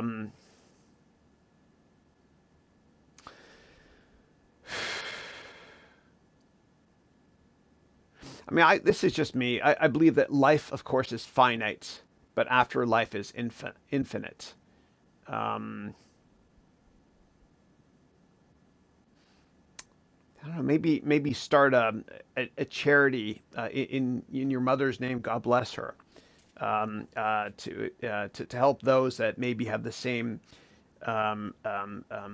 physical conditions. I'm not sure how she passed away, and you can raise money in her name, right? So there's a living, lasting legacy to give you a purpose and peace of mind. With respect to that difficult event. I'm so sorry, Marin, that you've gone through that as well. Yeah, that's what I would say. And just know that, God has unconditional love for you. It's true. Just understand that. It'll help put things in perspective as well. Yeah. And when it comes to, send me a message over LinkedIn, dude. I want to set up if you have time, of course, I want to set up a Zoom call with you tomorrow. Okay. Send me a message and make sure to respond today because I'm going to be on vacation for a week and I definitely want to talk to you. Okay. But send me a message over LinkedIn. Okay. All right. All right, next up, Anurag wrote, hey, Chris, you're doing a great job of spreading financial education. Thank you. Can we expect you partnering with other professionals and expanding your venture to a full-fledged startup, for example, an app? Yeah. I get a lot of business development inbound messages, a lot, and most of them I never get back to because I get a lot humbly. But for me, everything I do, it has to be incredibly focused on one thing, which is helping the customer, the student. And it can't just be about expanding a platform. And that's why I don't want to get any accredited bodies involved or any investors. I'll never take money. I get offers all the time to invest in my company from my investors in Dubai, etc. I'll never do it. I'll never do it. So yeah, and I know I'm leaving a lot of money on the table by not signing more deals or whatever it is. But I want to run this company the right way, my way. Always putting the customer, the student first. And I find that, like, teachers don't. There's a lot of great teachers. I love teachers, and they don't do it for the money. They're awesome people, right? A lot of them are great. However, I never understood why teachers don't treat students like they're the customer. You're paying for something. You're the customer. And a company is only as good as its customer service. And there was a university I used to teach at during the evenings, and I taught at a bunch of them during the evenings when I worked in VC. And I won't tell you which one it is, but it made me sick to walk into the staff room. Because when you walk in the staff room, the teachers are all backstabbing the students. And I'm like, this is ridiculous. Those are the customers. You don't backstab your customers. You don't bite the hand that feeds you. And so the way I'm running this educational entity is always going to be radically different to the extent that the student, the customer, always comes first.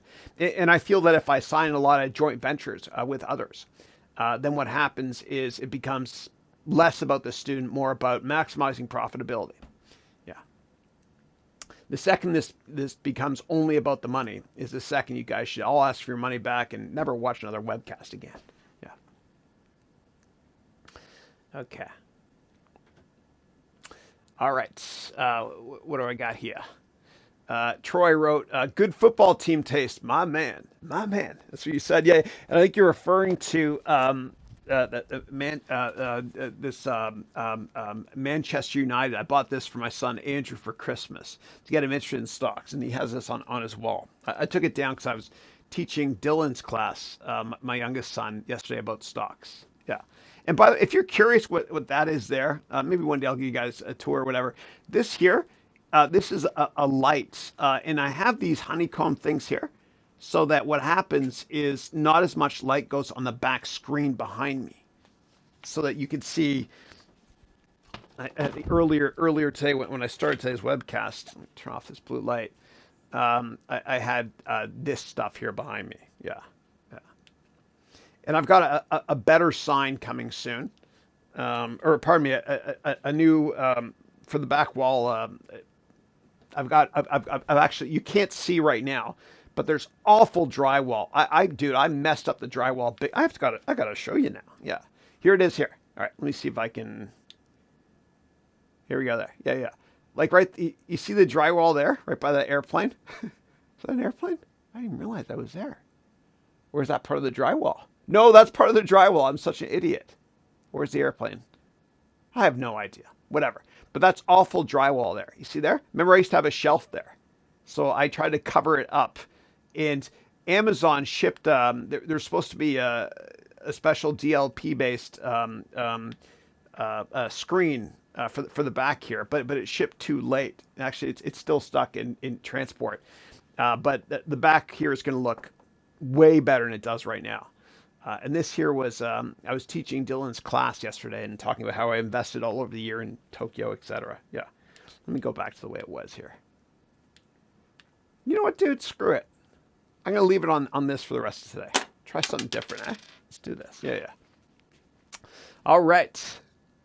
All right, next up, Stevie is Magic is saying, at Chris Udaman, I'll see y'all in the MBA program. Awesome, Stevie. I hope you enjoy it, man. I hope you enjoy it. Remember to use Slack. It's the very last lecture of the first section.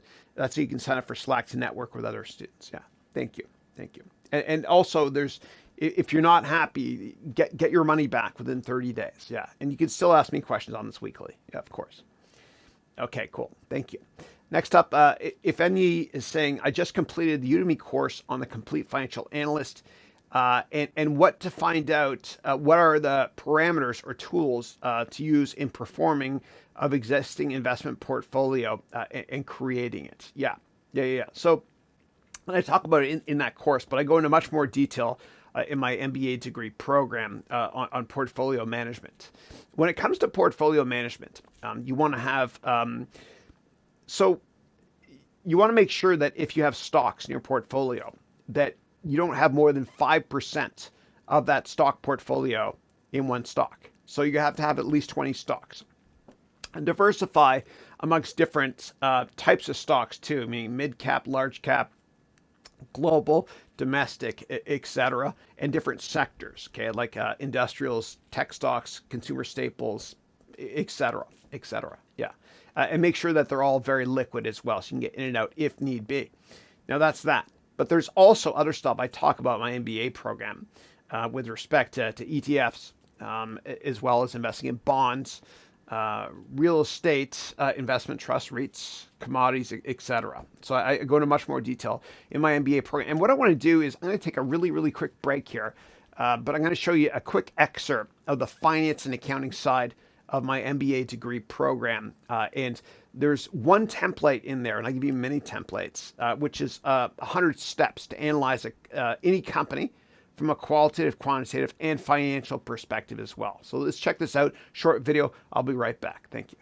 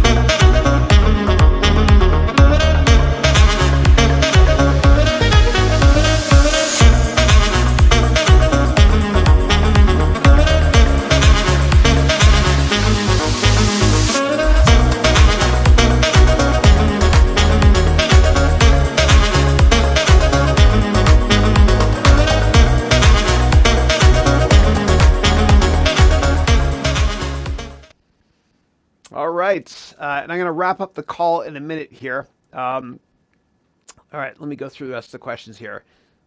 All right, next up, Marin, I see your question here. I want you to reach out to me over LinkedIn because I want to do a Zoom call with you. That's the alarm telling me to wrap up to help you as much as I can, buddy. Yeah.